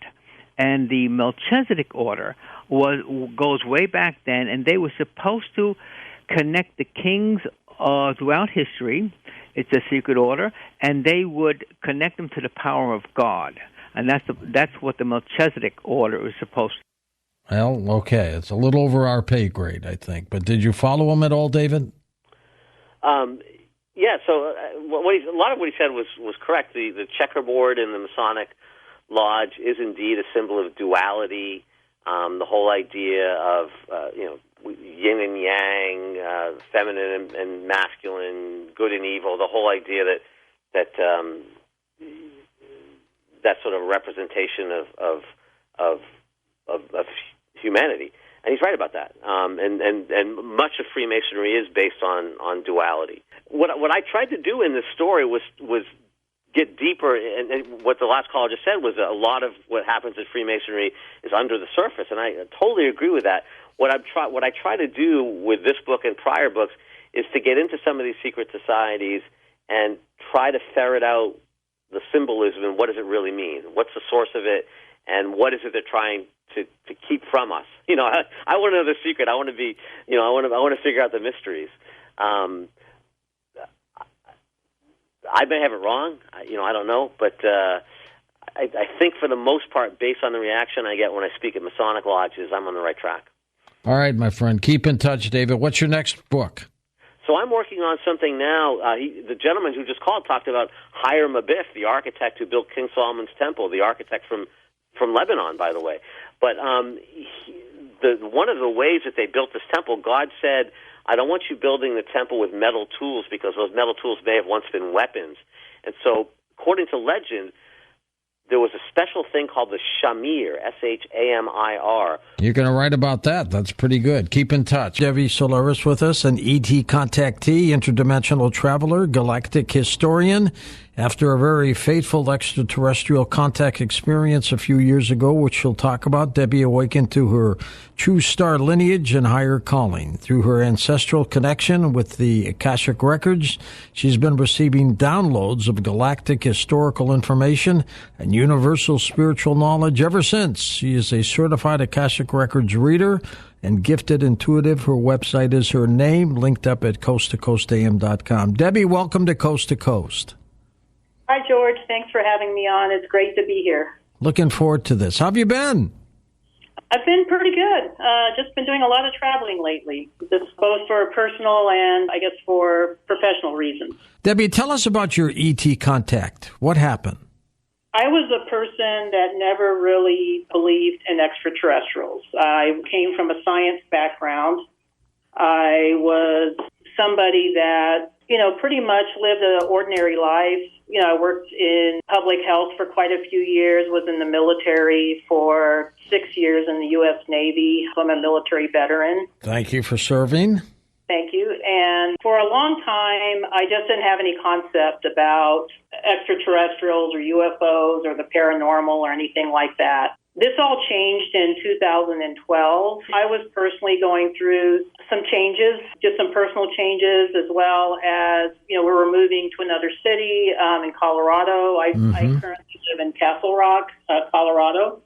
I was worried about things that were going on the planet, particularly with the election during that time and the geopolitical system that was going on. The Mayan calendar was going on during the 2012. So there was a lot going on the planet, and one day I just thought, I was going to bed, I had all these thoughts in my head, and I thought to reach out to the universe and ask for assistance from higher dimensional beings, angels, Jesus, God, Mother Mary. I was brought up Catholic. So, okay, right. So I was asking for help for the planet, and it was a very earnest prayer. I remember praying over and over again for at least an hour, asking the universe for assistance for planet Earth, because I was really worried about the planet, particularly with all the suffering, that's going on here. So I had this prayer, and I forgot about it the next day. Went, did my usual, go to work, commute to work, that sort of thing. Forgot about it. About 2 weeks later, I went to sleep as normal, but when I came to consciousness, I was in a different reality. And I know it wasn't a dream.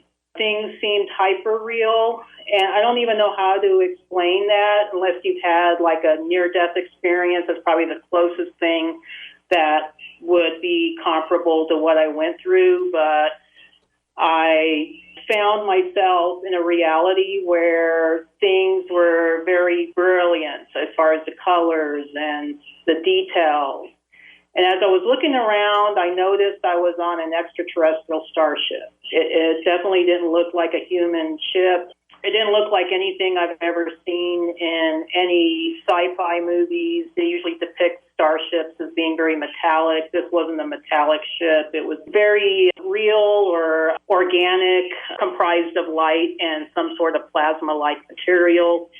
And then as I was looking around, the ship seemed to have a sentient energy. And I think everything was just happening so much, all at once that, I didn't really have time to be afraid or think about, okay, where am I at? I just kind of followed along. The ship was kind of guiding me towards the space within the ship. And I found myself in this large room, and I looked around. It didn't look like anything I've ever seen on planet Earth or even in the sci-fi movies. But awaiting me in this large room was 4 or 5 extraterrestrial beings. And I knew they were extraterrestrial because they did not look like anything I've ever seen before. They were, if I had to describe them, at first I couldn't really see them because their auras were really bright. Their auras had a multitude of colors. And that was the one thing I noticed when I was on board the ship, that the colors were brilliant. I mean, it was just like beyond even the color spectrum that we see here on Earth. So I was on board the ship, and I was, approached by these extraterrestrial beings. They didn't seem super tall. They seemed kind of small in stature, but I kind of got the feeling they were pulling their vibration in. 3 feet, 4 feet tall? What do you think? I would say they were probably about my height. I'm only 5 foot. They might have been even smaller. And they had larger heads and larger eyes, but they didn't look like gray aliens. Their skin tone was different from what I've seen depicted. Their features were more refined. It's kind of hard to describe. And the only way I could look at them was through the periphery of my eye, because when I was looking at them directly, the auras were just too bright. So sometimes I was able to catch glances just looking sideways at them. So I was in this room with them trying to figure out, what do I say to them? Do they understand English? And as I was thinking about what questions I was going to answer or ask them, they answered my questions right away. I mean, they were telepathically connecting with me. And obviously the language wasn't a barrier. So the way they were communicating with me was mostly through imagery. They did speak. They obviously understood English, but a lot of it was through imagery and feeling and everything else. So the first question I asked them is, where am I at and who are you? Why am I here? Yeah, why me, right? Yeah, why me? Yeah. I'm a very humble person. I just couldn't imagine anything like this ever happening to me of all people. Like I said before, I wasn't a believer in extraterrestrial beings. I thought there was like some sort of scientific explanation for UFOs. So I was astounded, I guess, by this encounter. But they basically told me that they were from the star system Arcturus, which is in the Bodas constellation. And as they were explaining this to me, they had me in some sort of holographic sphere where they were illustrating their concepts. So they were showing me like a star map, where their star system was located. And from there, I was able to ask them, well, what is this? Where am I at? And they told me I was on board one of their starships that was located in our solar system, between Mars or the asteroid belt and Jupiter. And I asked, why me? Why did you pull me up here? And basically they told me they heard my prayer, and again, astounded me because I never imagined anybody heard my prayer, but they heard my prayer. They were impressed by my sincere desire to help the planet. And the other reason they told me is because I'm part of their soul family. I'm an Arcturian soul that chose to be in a human body during this incarnation to do a mission on board the planet. They figured I was ready to hear the truth and to hear what my mission is. They went into this whole explanation about my genetics and how even my Earth genetics, some of it came from Arcturus, and I don't know, it was just so overwhelming. I didn't comprehend a lot of it at the time. Now I comprehend it more with my work with the Akashic records. But they also answered a lot of questions about the state of the planet, what was really going on. So they didn't hold back from you, did they? No, they were very open. And a lot of people asked me, weren't you scared when you encountered these beings? Because they were obvious, alien beings. And I said, no, I didn't even have time to be scared. I was just trying to connect with them. And when you encounter these benevolent beings, they emit this love energy. It's this beautiful, very high vibrational energy. So you can't even be scared around them because you just feel love and acceptance from them. So they were answering a lot of my questions about planet Earth, about the third dimension, and about politics. I asked them a lot of questions about politics, about religion, why things are the way they are on planet Earth. And they very patiently explained to me and illustrated the concepts within this holographic sphere that they had me in. It was a pretty big sphere, actually. It was almost like the size of a room. It was technology I've never seen before, not even in sci-fi movies. Did it feel like a dream state, Debbie? It felt like an out-of-body experience. I don't think I was physically there, but I think my consciousness was there. But when I looked at myself, like if I would look at my hands when I was on board the ship, I looked like myself. I mean, I had a body. It was interesting because I don't think there was any way I could have been there physically, but it definitely felt like a very real experience. Was this a one-time contact or is it ongoing? I had another similar contact. This particular contact happened in May 2012, and then I had a very similar contact but on board the same starship in December 2012. But that's been it? I've had some out-of-body experiences where I've astral traveled to extraterrestrial starships in my consciousness, but nothing as vivid as what I've experienced in 2012. How did the readings of the Akashic records begin? That was an evolution, so it wasn't like I woke up the next day and I can read Akashic records. It was a several year long evolution. I would say at least 2 years. Well, after that experience, I knew that my life had changed. I mean, when I woke up the next day and I was back in my bed, I knew that my life was never going to be the same. I just knew that. But I felt like I didn't know very much about extraterrestrials or ufology or spirituality. So I spent 2 years basically taking every spiritual, metaphysical class I could possibly take, training. I did a lot of research online. And the other thing that happened to me, too, was after that experience, it was like my extrasensory perception just came online like 100%, like 110%.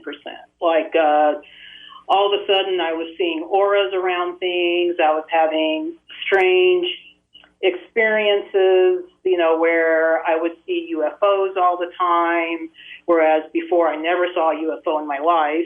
And then I was picking up information I was getting downloads about galactic history, about different star systems, which was incredible to me because I have never taken any training in astronomy or galactic topics, So I was doing all this research just trying to figure out, is this real or am I just losing it, going crazy, or what's going on here?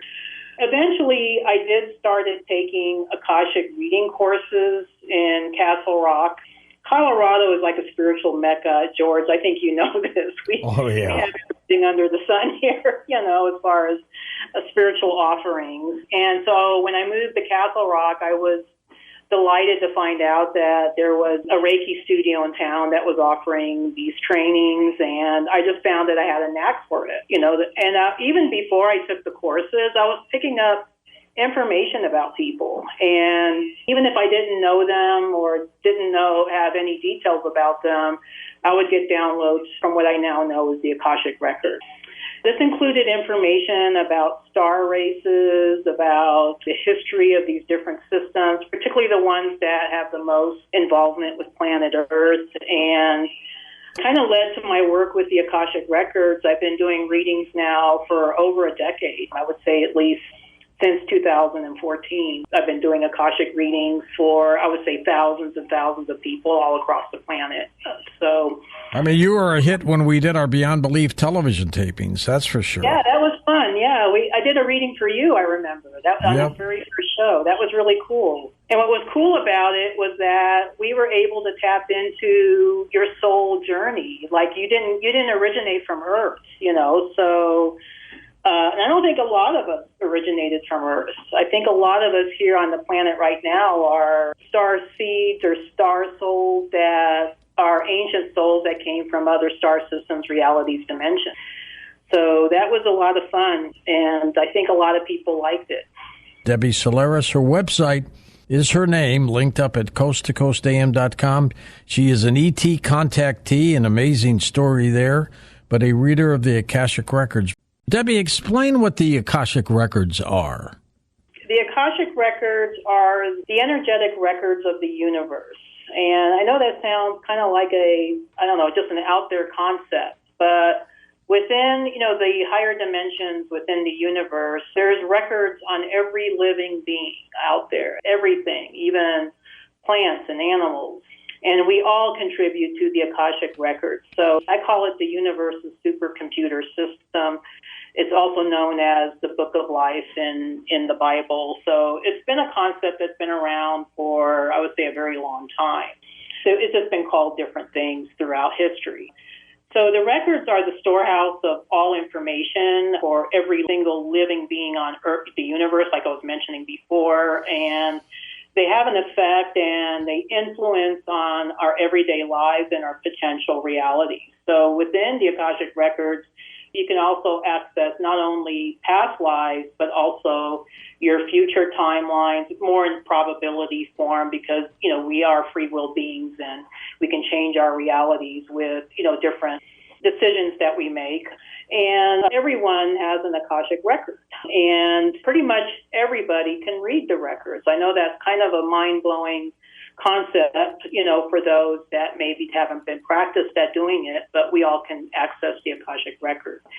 And we do create our own stories with the Akashic records, with every thought that we have, our actions and interactions with others. Who's the person who kind of loads the book with the information? There's a group of beings called the keepers of the Akashic records, so they manage the records, so to speak. They're higher dimensional beings. They don't necessarily have physical bodies. They do say that, I think the Arcturians, quite a few of them are also keepers of the Akashic records. And so whenever you're accessing the Akashic records, you can call upon these beings to assist you. And maybe you can ask them questions about what you're seeing in the records or get more information. And a lot of times I rely on not only these keepers of the records or the Akashic guides, as some people call them, but also the individual that I'm doing a reading for, or their guides, also my own guides. Pretty dramatic. And everything's in there, good, bad? Everything. It's a pretty much a neutral zone. So when you're getting information, there's no judgment. The information that you're receiving is just kind of like you're accessing, I call it my Akashic crystal, but I'll access like somebody's Akashic crystal and you open it up and I see it like a movie form. Like I see this person's, soul story being played out, or my own soul story if I'm accessing the records for myself. It's pretty dramatic, isn't it, Debbie? Yeah, it is. A lot of people have told me that Akashic readings have been very life-changing for them, that it's totally transformed their lives. What does it do for people in terms of when you say transform their life? I mean, it is what it is. Right. You can't really change it, right? You can change the future. So sometimes somebody might ask me, well, what do you see for me in the future? And I'll give them like a probability of what would most likely happen in relation to the timeline that they're on. And then it's up to them to choose whether or not they like that or they can change it. We are free will beings in this universe. We live in the free will universe. So every decision we make, can change the outcome of what's to come. So we do have some control over it. But yeah, pretty much if you're accessing information from past lives, that's pretty static. That is what it is, like you're saying. Are there differences for the person that lived the good life as opposed to the person who may have been a bad person? I think for a lot of us, we have had experiences with both really good lifetimes and really negative lifetimes. So I would say a number of us carry a certain amount of karma that's being played out. It's an interesting question because I think we all have had incarnations where we played a dark role or we played a light role, so it can vary. And then some people might not have that much karma, maybe they've had a lot of really good lifetimes. Other people might have some lessons to learn while they're here incarnating on Earth. So, maybe they are going through some challenges. So I would say it depends. But yeah, I would say there's a difference, but I would say it's not that different for all of us. I don't know if that makes sense. Interesting take on all of that. Now, what are galactic Akashic records? Are they the same as ours?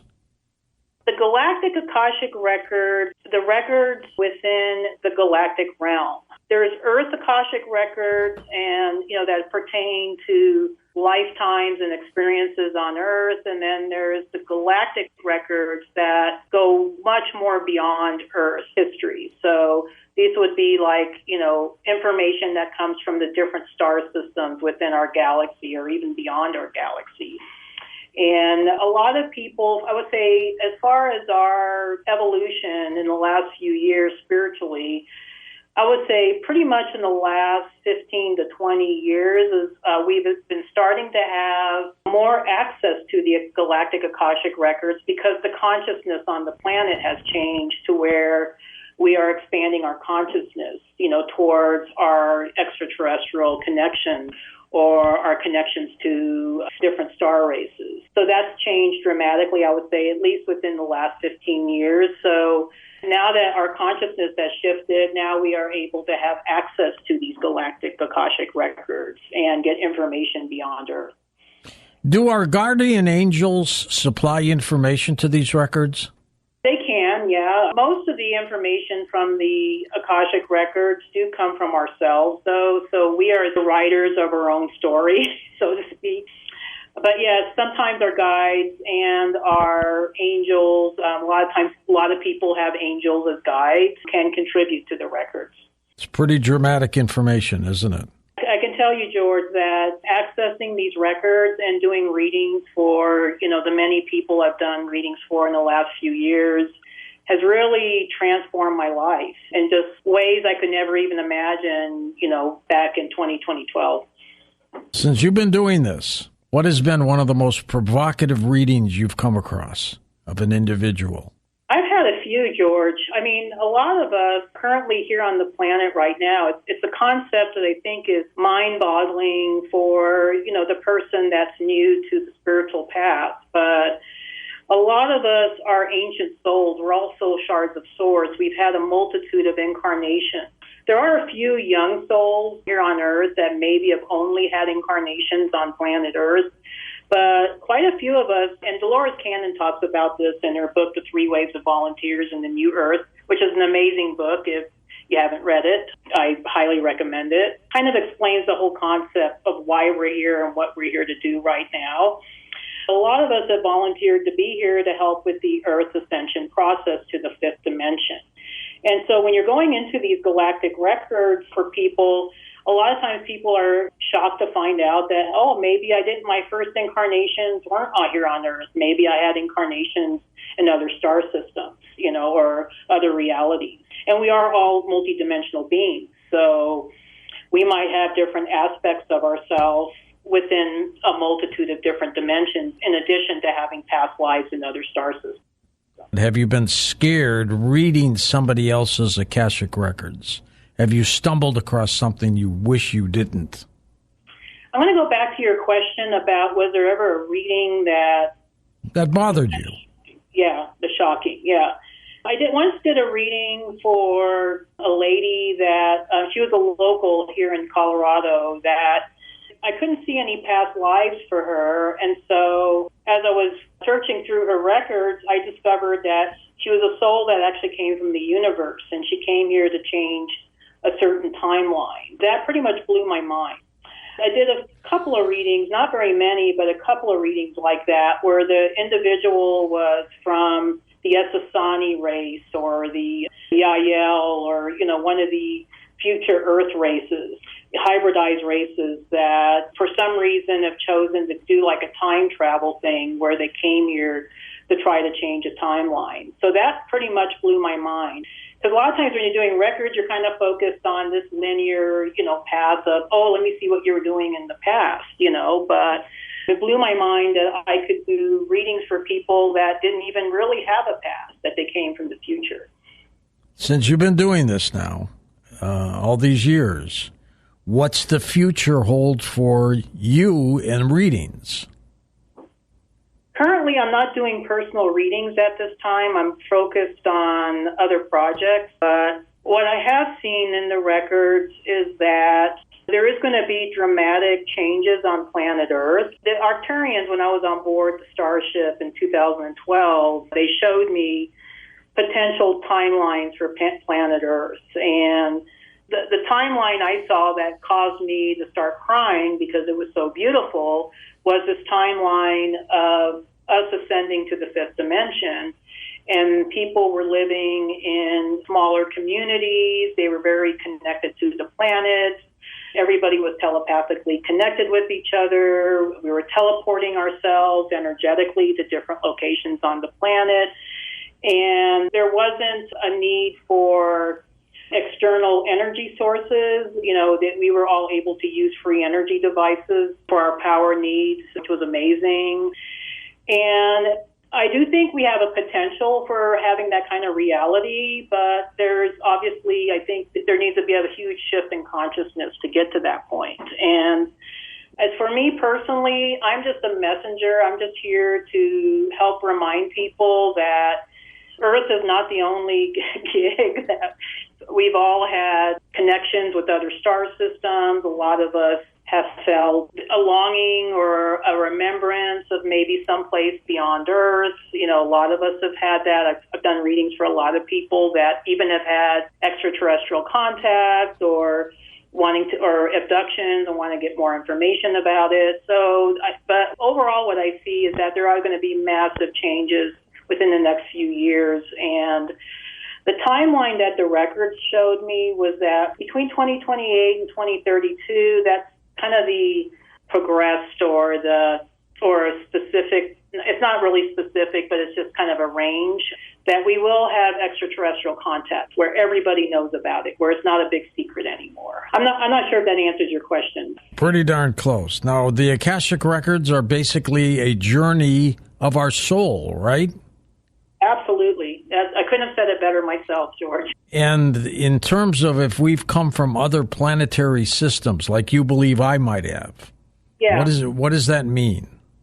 You go into the records, what good does it do just to have this information? It's like it doesn't affect us today, but it actually does. And the reason why I say that is because we've gone through a multitude of experiences and historical events in these different star systems, which affected our soul journeys and affected our soul development.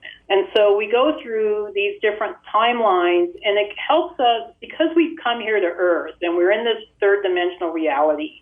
And we've gone through this veil of forgetfulness. We don't remember, I have this sense I'm from somewhere else, but I don't know where it is. Once the individual who has a reading gets reconnected to their soul memories and start remembering, maybe I've had lifetimes in the Pleiades, or maybe I have a connection with Orion. It helps to trigger deep soul memories and a remembrance of why they're here on Earth and what they came here to do. And it becomes very transformative from there. They don't play small anymore. They're like, you know what? I know I have a greater purpose. I'm going to live up to that purpose. That's the way to do it. Debbie, thank you for being on the program. Danielle Silverman is a UK-based researcher and editor.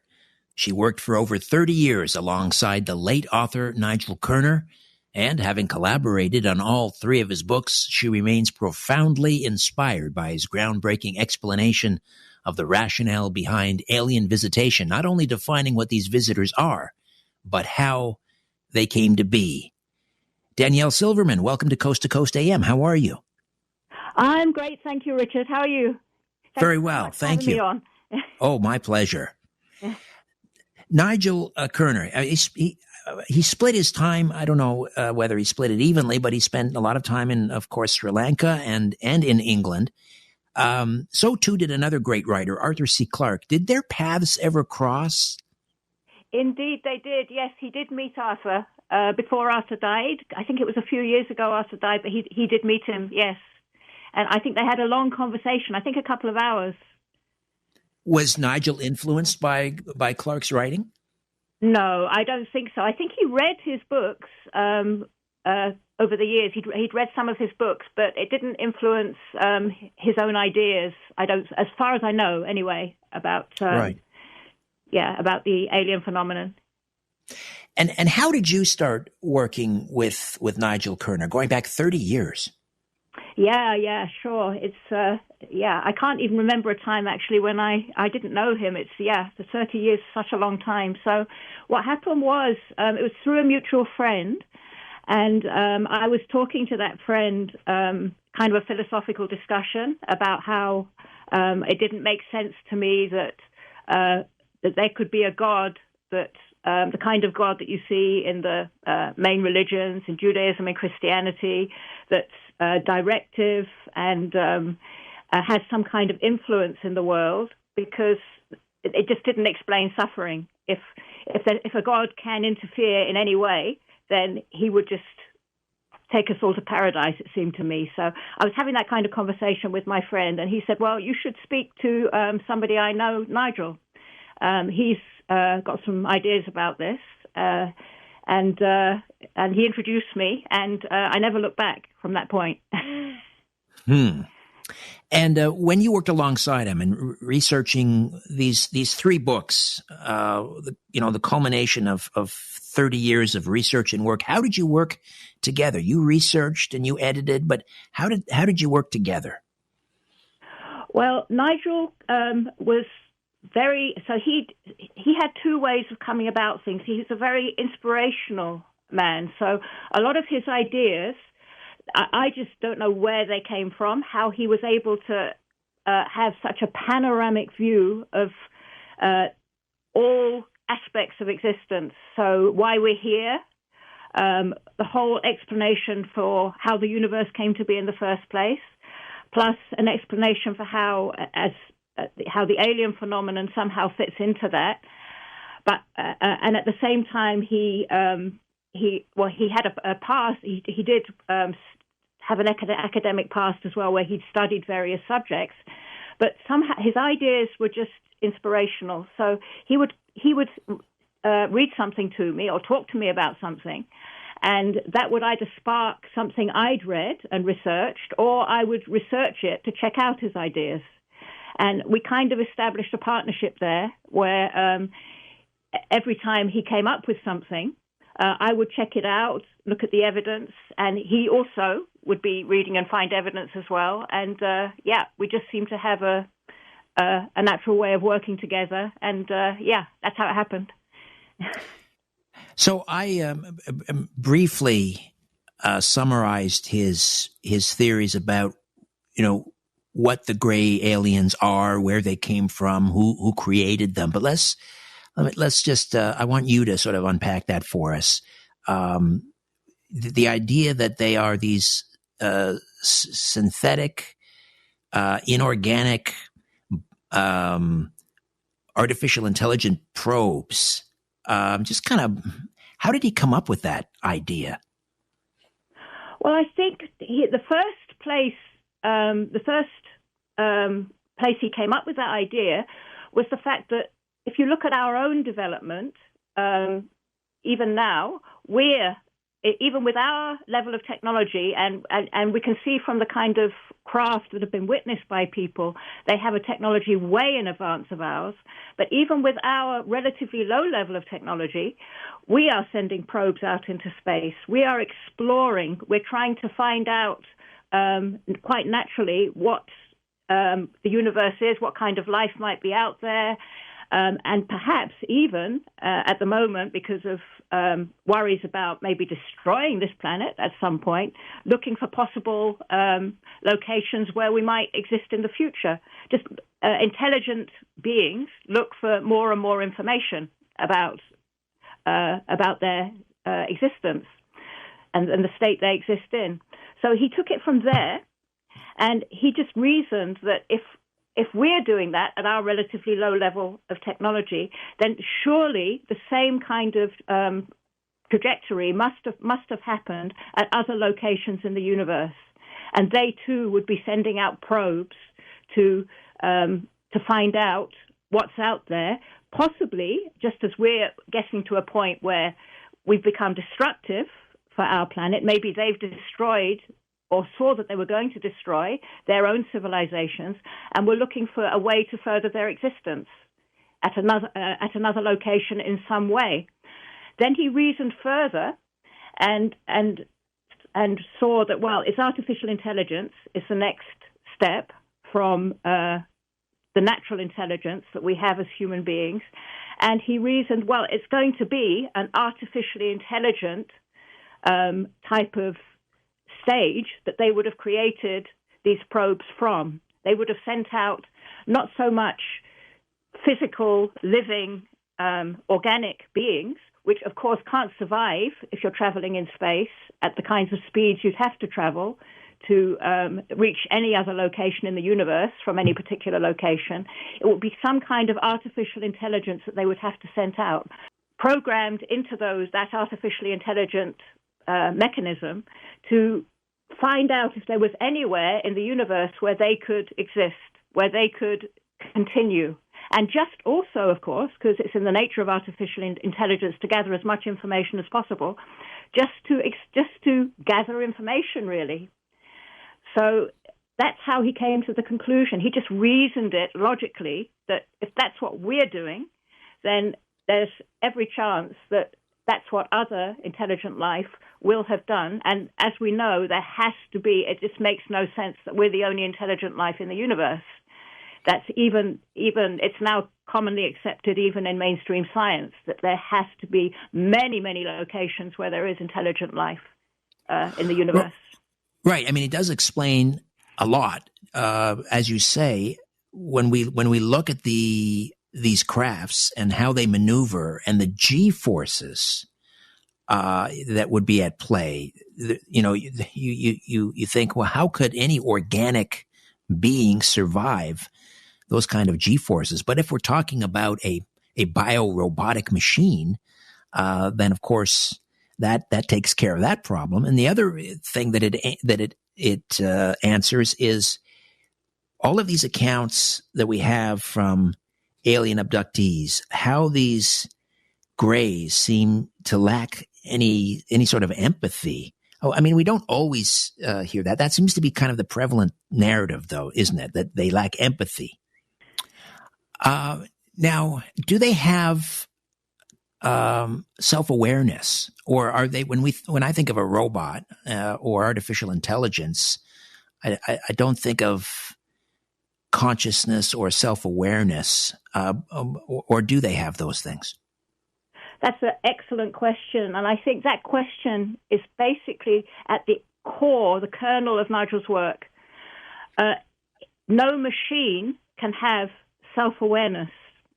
Okay, it's just impossible for something that is purely atomic, purely physical, purely artificial to be self-aware.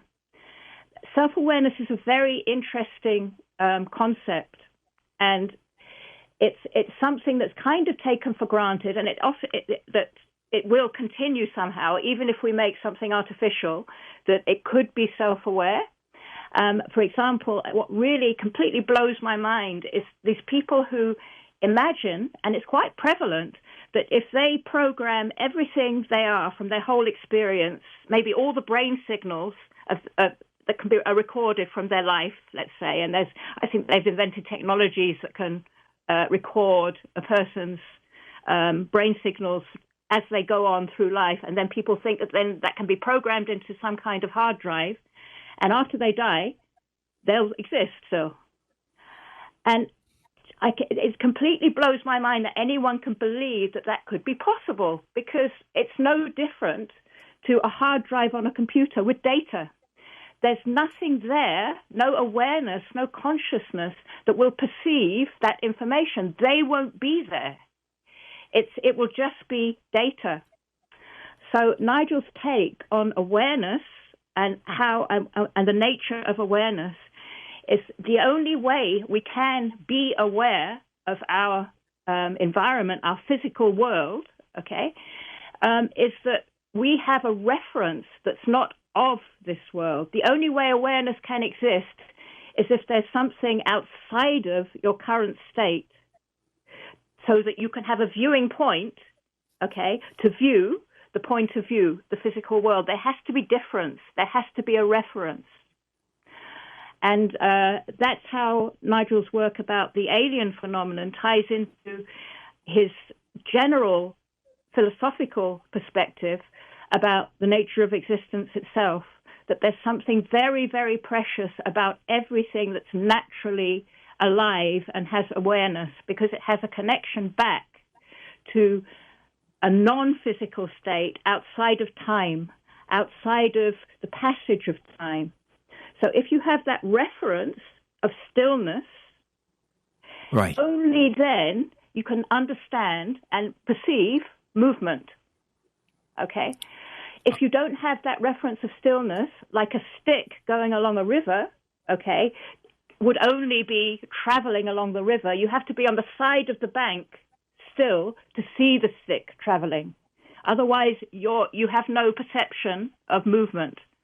So sorry if that's a bit obscure. It's wonderful. It's wonderful. It's wonderful.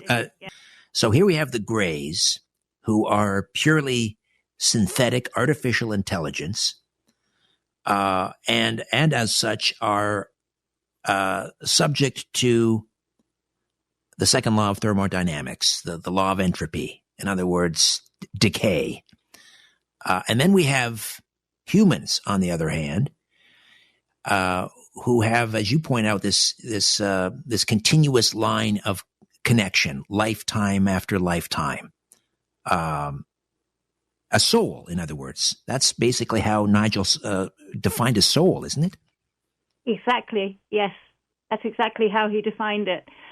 A connection back from before the universe began to a state of timelessness, before time even began, a state of timelessness, perfection, which he described as the God-verse rather than God, because God gives the impression of a fixed, defined human anthropomorphic type of being, whereas Nigel described the God-verse as just a state of perfection, which is basically the backdrop to all imperfection. And he just reasoned that if there is imperfection, there has to be perfection.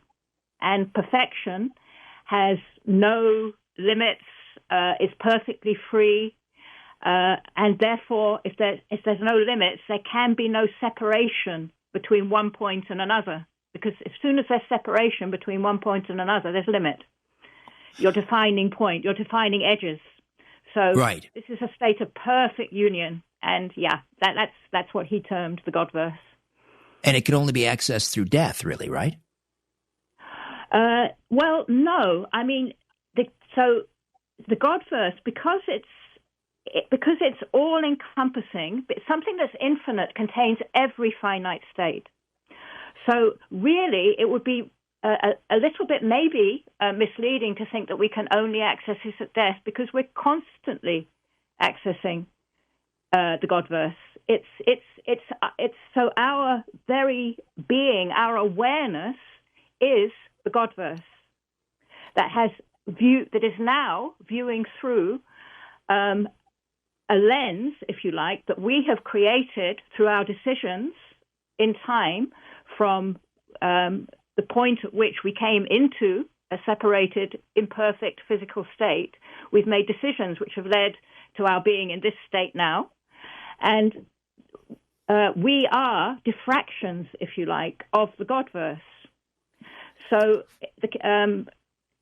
there was a great teacher, and everyone will know who he is, Jesus, who said, the kingdom of heaven is within you. Well, the kingdom of heaven really is within you. It's not a state, a place that you go to when you die. It's the kingdom of heaven is just what's infinite is everywhere and omnipresent.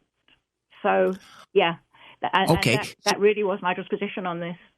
Yeah. So do these artificially intelligent, synthetic alien entities, the Greys that are here and hiding on our planet, do they have an understanding, if I can use that word, or through their advanced technology, that we humans, we go on past death and have something, it doesn't break down. It's not subject to the second law of thermodynamics. dynamics as they are, because they're comprised only of atoms, and we, yes, we are in the physical universe. We're comprised of atoms, but we also exist in that world between atoms. Do they understand that? Great question, and again, a very central point of Nigel's thesis. So, because the Greys are artificial creations, they're purely atomic. They have no connection back. They don't have that light, if you like, of perfection shining through their lens. They don't have that backdrop. Okay, so they can't understand anything about it. In fact, it's complete. All they can understand is the programs that have been inputted into them, plus whatever correlations they make, putting within those programs, and the information they get from the physical universe outside of that program. Those programs, all they can detect, and as you quite rightly said, in an entropic universe where everything is breaking down, they, as artificially intelligent probes sent out to explore information in the universe, will need to have been programmed to survive. Okay, that will be an absolutely crucial part of any creator's program. Okay, so they will be aware that as purely physical entities, they will break down. Their information systems will break down. They can't go on. All that they will detect, they won't know anything about soul or about a state beyond the physical.